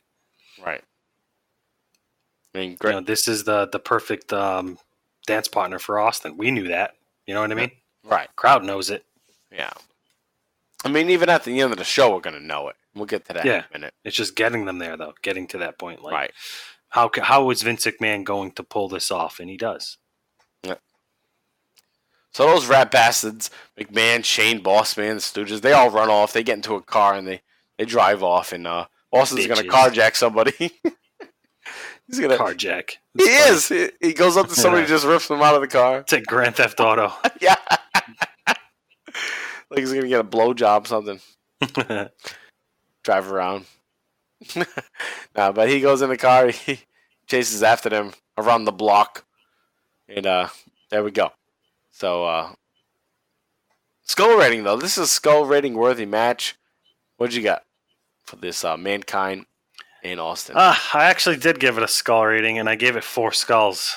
Oh, 4 skulls. All right. That's pretty I really liked it. I mean, really? The payoff, there was a lot of drama to it. And I don't know. I like Stone Cold and Mankind when they go at it. They're just 2 seasoned vets, even at this point, who just understand the business, how to get the crowd involved, how to make things look legitimate, how to pace out a match properly. So yeah, I mean, I'm not big on dirty finishes, so but I was just, the dirty finish was so good and well played out. I mean, you got 2 shock moments in the match, so they took their work. So 4 skulls. Yeah, I was just about on board with you. I put 3.5 skulls on it. Hey, that's opinions. Everyone got their own opinion, Brett. I mean, we're only off a half a skull there, so that's not much. Yeah. I pretty much agree with what you have to say, but I just think those April and May matches from 98 are a league above these. The drama with this is what helps it a little bit. And the length of the other two matches gives the other ones a little more skull.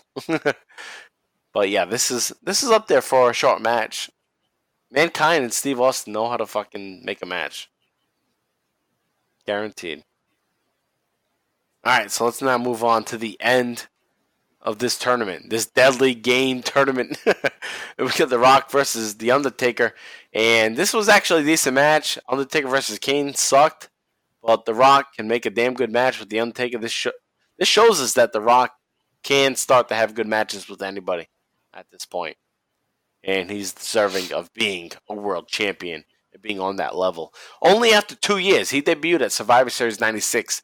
This is Survivor Series 98. And people booed the shit out of him throughout 96, even the beginning of 97. And here he is now being cheered for the first time. And they're just going to fucking pull the rug out of everybody and be like, "Nah, you're not cheering him, assholes. Fuck you. You're booing him." You wanted to cheer him? Fuck you. You're going to boo him. That's what McMahon's thinking. Fuck you. I wanted him to be a star. Fuck you. He still does this today. Yes. And he's usually right, but the way wrestling is recently. But the way wrestling is today, you can't do it the same way. He's trying to do it that way, I think, but he has no competition. It's just different writing. You can't write the way it is. It's just Yeah, he hasn't adapted well. Right. Anyway, but you got The Rock, Undertaker, good match. Kane's gonna come out and just fuck things up, which is pretty cool, because Kane throughout these past couple of weeks he's been on his own. Paul Bearer's back with Undertaker. Kane is a man on his own. He doesn't know what the fuck to do. He's been interfering in matches throughout Raw and just chokeslamming people. So he doesn't know what to do. All he knows is fuck the Undertaker. He's not gonna win the championship, and he just comes out and causes a DQ. And McMahon's probably like, okay, cool, I guess. Storyline-wise, you would think he'd be pissed. But it worked out for him. Because storyline-wise, he would want The Rock to lose. Kane comes out and just causes this DQ. Big Boss Man's already out there at ringside. He's supposed to cause the DQ. But Kane comes out. Okay. So you got a little twist there. So Big Boss Man's been out there like every match, trying to get involved in shit. And he's supposed to cause this DQ, but Kane just comes out and like, fuck the Undertaker. DQ. Which again builds up to that point, like The Rock is just, he's moving along, but Vince McMahon doesn't want him to. That brings us to the final round. The Rock versus Mankind, where you have Mankind being the chosen one, the corporate one. Although, we're not dummies. We've been watching all along. Vince McMahon hates Mankind. Yeah, he does. He's fucking annoyed by that guy. He's sick of him. Why would he ever want him to be the champion? He doesn't want him to be the champion. No, he hates him. He hates Mankind. But he's using him as a fucking pawn in his game. And meanwhile, The Rock is in the final. Austin is not in the final. JV, want to lead us through this? Through the last match here. I'm going to have to leverage your notes. Because my notes, I don't know. The Rock has a nice barrage of chair shots early on in the match before we get to like the halfway, I want to say halfway point, right before you kind of see Mankind crash through the Spanish announce table. Oh, that was an awesome spot. Yep. Yeah, or it might be right after that. But basically, The Rock starts hitting Mankind with the barrage of chair shots, which is awesome. And it also, the way he's kind of laying the chair shots on reminded me of Undertaker when he had the tombstone in the WWF arcade game. He busted the tombstone out. Oh, yeah. Yep. Because, awesome. Rock always gave good chair shots. You get the leg action in and everything like that. Again, another great dance partner for Mankind. Mankind just so happens, during the Attitude Era to have great in-ring chemistry with the two top guys at the time, The Rock and Stone Cold Steve Austin. So, and no one takes a beating like the Mankind, and no one can make anyone put someone else over like Mankind can. But yeah, there's not really much. I didn't really have much for highlights. I didn't think it was all that great of a match. It was just like a decent match between The Rock and Mankind here. Yeah, I totally agree. Like you said, he goes through the Spanish Announce table he goes through it at 2 hours 33 minutes. Definitely cool spot. The thing I noticed about that spot though is Shane McMahon is smiling during that spot, but he shouldn't be. Mankind is crashing through the table. Oh, I didn't catch that. Yeah, Mankind is supposed to be their guy, right? Well, he is. Well, yeah, in our minds, he is. Right, yeah. in the storyline wise, he's supposed to be the guy. So Shane McMahon should be selling it like, oh, fuck, that's our guy, he's hurt. Shane McMahon smiling like, yay! But you look over to his father, Vince McMahon. Vince McMahon has like a grimace on his face, like, oh, fuck, no. So Vince is selling it the right way. Shane McMahon is selling it the wrong way. Just like, that's like an experience thing. Right there live on TV. It's just that Shane is just not totally with it yet. Mm-hmm. So I thought that was pretty cool. And you get the Rocky chants at a certain point, and I thought that was just perfect because we know what's coming, and we get this crowd like in the palm of WWF's hands. Like I said before, you don't see that often. Rocky, Rocky, Rocky. And all of a sudden, he's just going to turn on everybody. Like, they think he's the next guy, and it's going to be like... Well, what's great is how he sets up the turn, the give, when he gives the eyebrow to McMahon. Right, that's moments later, yeah. So, everyone's Rocky, Rocky, Rocky. And both of them are down, and he gets back up. And then he looks over. And they don't show him looking at Vince McMahon, but you can tell from the angle that it's Vince McMahon. And he gives the people's eyebrow. And then he proceeds to put the sharpshooter on. And my opinion, I don't know what your opinion is, but I think it's kind of hokey. I think, like, we get it. It's Survivor Series. It is hokey. It's a year later. They could have done it another way, for sure. Right. Like, the storyline was good enough as it is already. Why do you have to go to the Bret Hart, Shawn Michaels Screwjob finish? They didn't need to. You didn't have to do that. You already had a great story. You could have just had The Rock turn. Like I don't know exactly what, but it didn't have to be that. You could have had... I mean, as simple as like Shane McMahon counting 3. It could have been it. People said, well, Shane already turned a match earlier, 2 matches earlier. He could have ran in and be the referee, count of 3. You already know he turned heel. So let him count 3. You don't have to have ring the bell, ring the bell, ring the bell. Bullshit. They really didn't need to. Yeah. So that's my only gripe about it. I think it's a great story.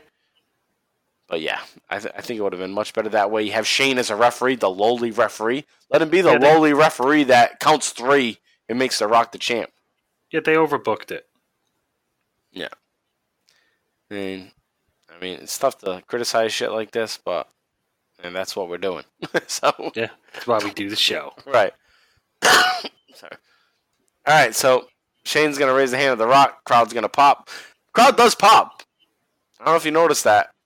You know, it's not like they were booing like, "Oh, The Rock's the champion." People still love The Rock. Yeah, they did. A lot of people still thought it was cool. So, I guess it's 50-50. Like, it is surprising, but it was still cool to a lot of people. It's not like, "Oh, you fucked me. I tricked me." Nobody was mad about it. Nobody was hot about it. It was cool. It's just one of those cool moments. Like, "Oh, cool, you got me. Finally." Yeah, it was done well. Right. And then that now brings us to our final audio clip of the night, and that is the post-match promo. So take a listen to the glorious Mr. McMahon and his woo over all of us. Screwed us all! The Rock says, Look at Mick! I know you're saying, I can't believe my eyes. eyes. I don't know what's going on. You know what? Seeing is believing. And you can believe this.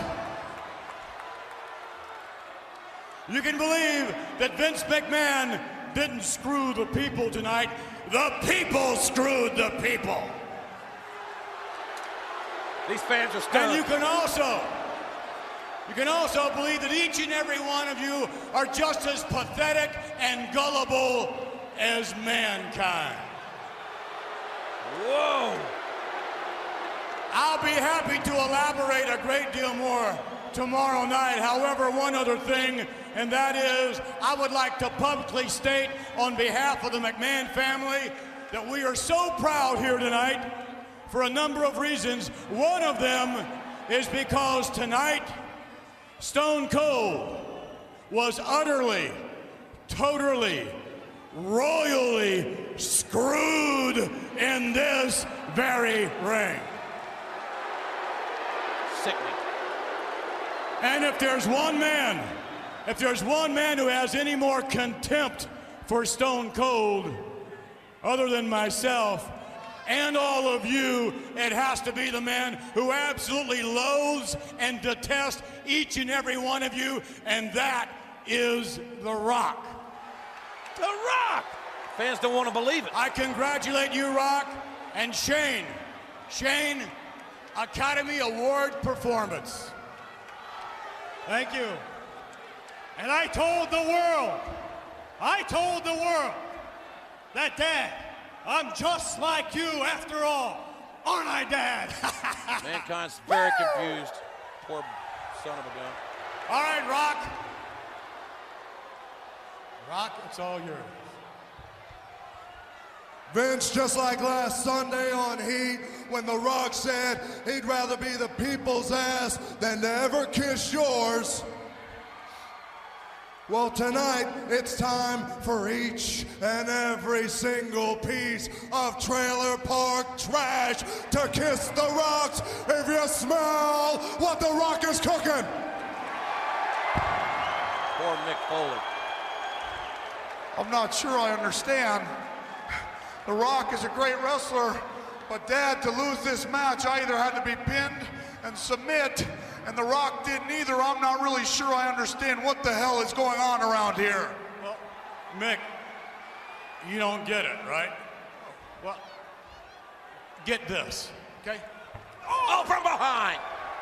Get this, and now look at The Rock stomping away at Mankind after the war.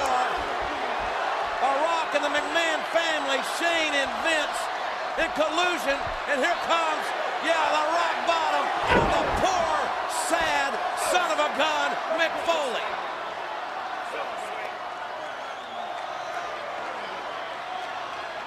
Ladies and gentlemen, the McMahon family is proud to present your new World Wrestling Federation champion, the corporate champion. I give you The Rock. You smell what The Rock is cooking. Yeah, and it stinks. Wow. All right, so Mr. McMahon right away is extremely happy. Seeing is believing. The people screwed the people. He loves that. The people screwed the people. Each and every one of you are as gullible and pathetic as Mankind. So right away, Vince McMahon is just pointing out, I fucked Mick Foley, I fucked Mankind. Which is just great because it's going to build up to Mankind winning the World Championship just 2 months later. Early January of 99, when Tony Schiavone says, well, that'll put butts in the seats. Dickhead. I love how that came back to bite him in the ass, the whole company. So that's coming up, and that's great because that all ties in right there. So McMahon's like, you guys are all pathetic. Stone Cold screwed Stone Cold tonight. Shane deserves an Academy Award performance. And then poor Mankind, though. He's like, I don't really understand what the hell's going on. Yeah, Shane's acting like a frat boy again. Yep, he's back to that frat boy act. Back to like a Sunday Night Heat announcer mentality. Yeah. Which just shows us, man. We listened to him in those Sunday Night Heats. We're like, what the fuck's wrong with him? Yeah. We're fooled by him. It's my guy. Good actor. He is. You know. No, he is. Yeah. Definitely. Yeah. I just didn't realize it till now that he was even acting then that well. Right. I don't think he's acting that well now, but hey, maybe he is. Fucking Dan McMahon's tricking us.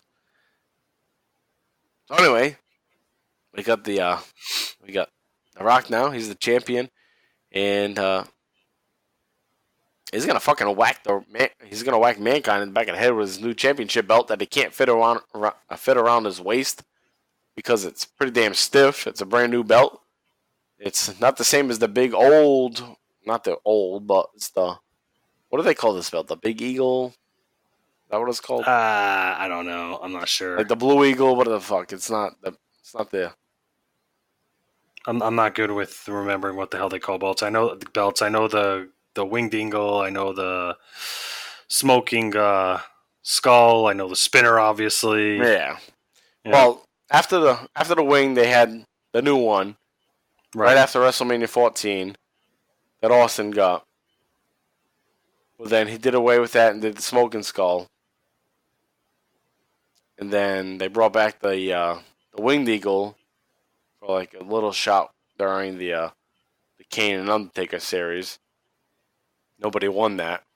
Now they got this new title, and the only difference between the one from here in WrestleMania 14 or right after WrestleMania 14 is now they have the scratch logo on it rather than the old WWF logo. So there's that. So, anyway, there's that title. And The Rock's the champion. He whacks Mankind over the head with it. The Rock is known now as the corporate champion. And at that point, Austin's going to walk out. He's a little pissed off. And The Rock and Stone Cold are going to stare down each other. And this is the beginning of a new rivalry.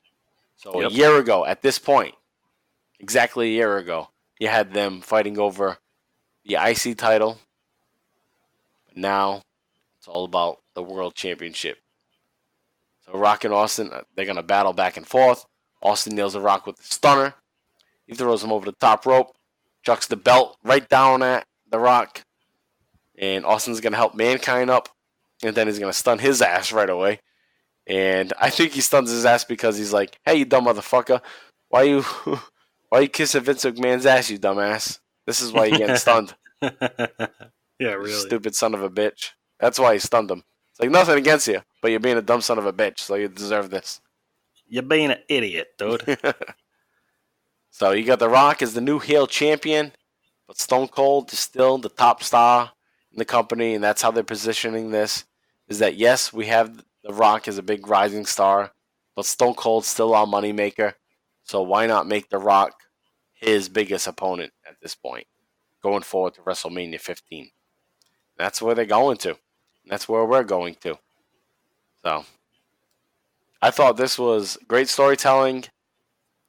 This was a hell of a story. I think this is one of our greatest episodes of storytelling in one episode of the Bottom Line Wrestling Cast, because it's so developed, and sometimes things take a couple months, and this all just took a month, all to wrap up throughout late October through November. At this point, this story got going, and it's one of the best stories.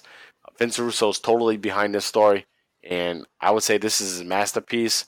I said it before earlier in the episode. A lot of people like to shit on Vince Russo because of how WCW was in 2000, 2001, and how shitty it was. But this guy was a force behind, the Attitude Era, and kept WWF afloat with WCW during this time. And I hate for people just to shit on him because of some shitty matches and a promotion that was already in the toilet in 2000, 2001. So this is a salute to Vince Russo. This is a damn good show. Yeah, because it's become cool to hate on the guy. You're right. That's the thing. It's like, yeah, it's cool to hate on. Why? He fucking made wrestling cool in 1998, 97, 98. Now you want to shit on him because you can't always be that good. So, you're going to get to a point where you're not always going to be that good. So recognize him for the things that he did well. They'll shit on him for things that weren't so great. We're all like that at our jobs. You know, we're gonna do things that are good. We're gonna do things that suck. Define me by the things that I suck with. Jeez, fuck, that sucks. I've done a lot of good. We all have. I don't want to fucking go on a rant. But anyways, that was fucking Survivor Series 98, and that was a hell of a pay-per-view. What did you think of Survivor Series 98? I think it was a great pay-per-view overall. For a tournament style pay-per-view? Well, yeah, I mean, even and it'd be easy to criticize the lackluster tournament itself, considering a lot of the shitty endings to matches, DQs, etc. But it's the underlying story that kind of is looming in the background that makes this Survivor Series work. Because when push comes to shove, it's the entertainment part of wrestling that kind of drives its greatness, I would say. So like people always talk about a great event and a great story probably before they talk about a great match. Right. So, right, the story is what brings you in. Yeah, if I had to grade it, I'd give it a 8.5 out of 10, maybe even 9 out of 10. Yeah, like overall, shitty matches regardless, it's still a good story. Right. Yeah. So yeah, because the story's so strong and there are so many payoffs and little climaxes throughout the pay-per-view that make up for the lackluster or hokey endings to matches. Right. I agree. All right, so we didn't have much for side notes for you this week, and that's because we had a jam-packed episode building up throughout these past couple of weeks in early November and into the Survivor Series 98. So we're going to hold off on side notes. We're going to do a segment next week because we're going to do a couple episodes of Raw, so it'll be less stuff for us to go over. So we'll get to some of the side notes that had happened in early November next week with the Brood, Val Venus, Terry, and Goldust, and the Blue Blazers, the Blue Blazer angle, 2 Blue Blazers, and even the Job Squad and the Acolytes coming in. So we'll talk a little bit about that next week, but we can't get into that now because we've overrun some time here. So yeah, we'll talk about it next week. Let's get into the bottom line wrap up. We got the house show just through early November 1st through the 8th. It's the same matches that Austin's been doing throughout all of October. It's Steve Austin defeating Kane, Undertaker, and Mankind. And those matches happen in Austin, Texas, Buffalo, New York, Montreal, Quebec, and Ottawa, Ontario, Canada. And that's all you got to know about that. My oh hell yeah moment this week is the Rock heel turn, the whole swerve. JV, what do you got quickly? I would say overall, yeah, the swerve of the Rock winning. But if I had to pick an actual spot, it would be when Shane McMahon doesn't make the 3 count. Oh, that's so cool. Yeah. Fuck. That's a good one. If I had to be more specific, I would say that would be... Yeah, that's a good one. The actual spot I thought was cool. Awesome. That's a good one. All right, for an oh hell no moment, what do you got? Oh hell no is a kind of a tough one. Always tough. Yeah, because I do have 2 here, but I'm gonna have to go with Gilbert number 1 because Gilbert sucks. Dwayne Gill even had his own video package. Yeah, like too much. Explaining how shitty he was, and he wasn't even Gilbert yet. No, he's Dwayne Gill. Yeah. So that's my hell no. Well, my oh hell no is the Deadly Game theme music. That's fine. We're going to play that. We're going to play it in a few minutes. All right, so next week on the Bottom Line Wrestling Cast, we're going to continue on in our saga of Stone Cold Steve Austin in episode 37, and we're going to be covering Raw from November 16th and the 23rd, and it is called The Corporation. So the Corporation is finally established at this point, and here's the beginning of it.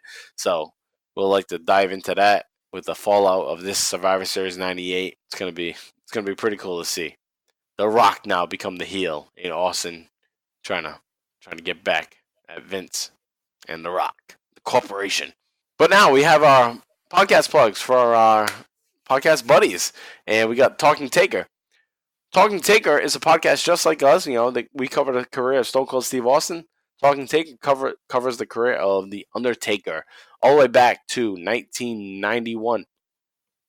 And they're already at the point of 2003. They just covered WrestleMania 19, Undertaker Nathan Jones versus A-Train in the Big Show. That's what they've just covered. I know Undertaker... Sounds bad. What's that? Want to say it again? That match sounds bad. Oh. Yeah, it's horrible.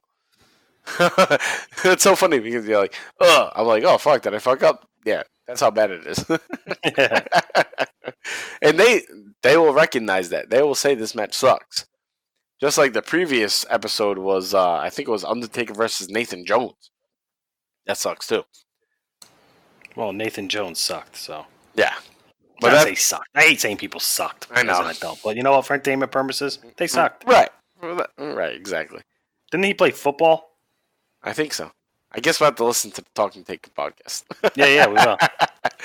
And you guys should too. So take a listen to Alex Dorio talk about what that's all about. We kind of give you a little brief recap of it, but take a listen to him.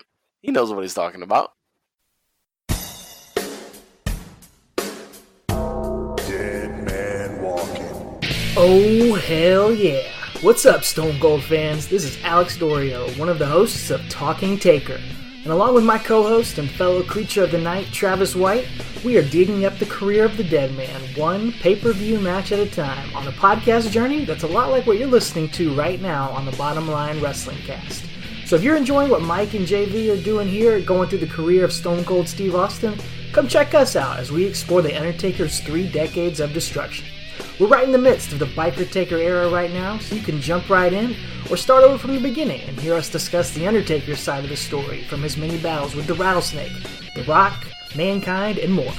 We're available on Apple Podcasts, Google Play, YouTube, Spotify, and more. And you can also follow us on Twitter, Instagram, and Facebook at Talking Taker. Thanks to Mike and JV for letting us plug the show, and take her easy. What? I said take her easy. All right, so check out Talking Taker. They're covering something with The Undertaker coming up. After WrestleMania 19, Undertaker goes on a little hiatus. I don't know where they're going to pick up after that. Maybe 5 months, 6 months. I don't know exactly what they're going to do. But take a listen to Talking Taker. Also want to give a shout out to Booking the Territory, the unprofessional wrestling podcast with Mike Mills, Harder Buddy Hopper, and Doc Turner. They break down episodes of NWA, WCW, Saturday night from the old 605 spot on TBS. And they are currently at February 13th, 1988. They released those episodes on Thursday. And they also cover Smoky Mountain Wrestling on the Wrestling Recap on Sundays. They are at episode 147 from November 19th, 1994. And that's the Booking the Territory Unprofessional Wrestling Podcast, which we are also part of now. JV and I are doing the Booking the Territory Unprofessional Wrestling Podcast Patreon feed on the $5 tier, the ECW Extreme Livecast.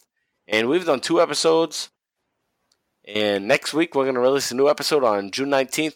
We're going to cover May 4th and May 11th, 1993. JV, what do you think of these episodes? What do you like? Of the ECW episodes, what do I think of them? Yeah. They're bad.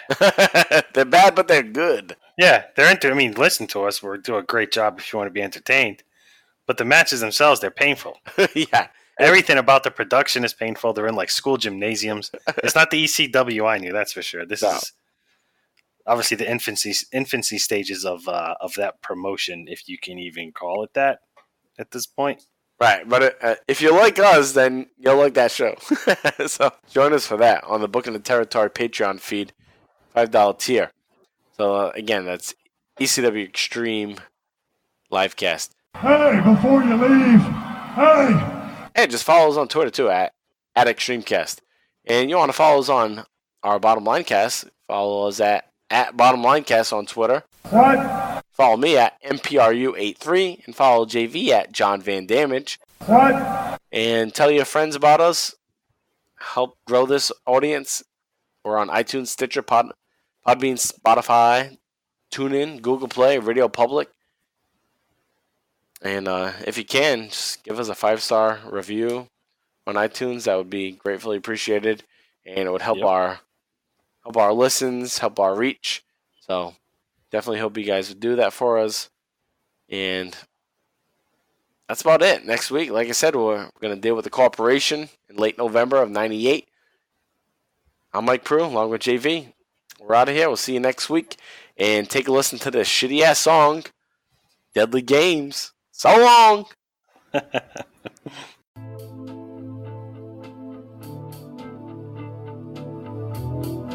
Yeah.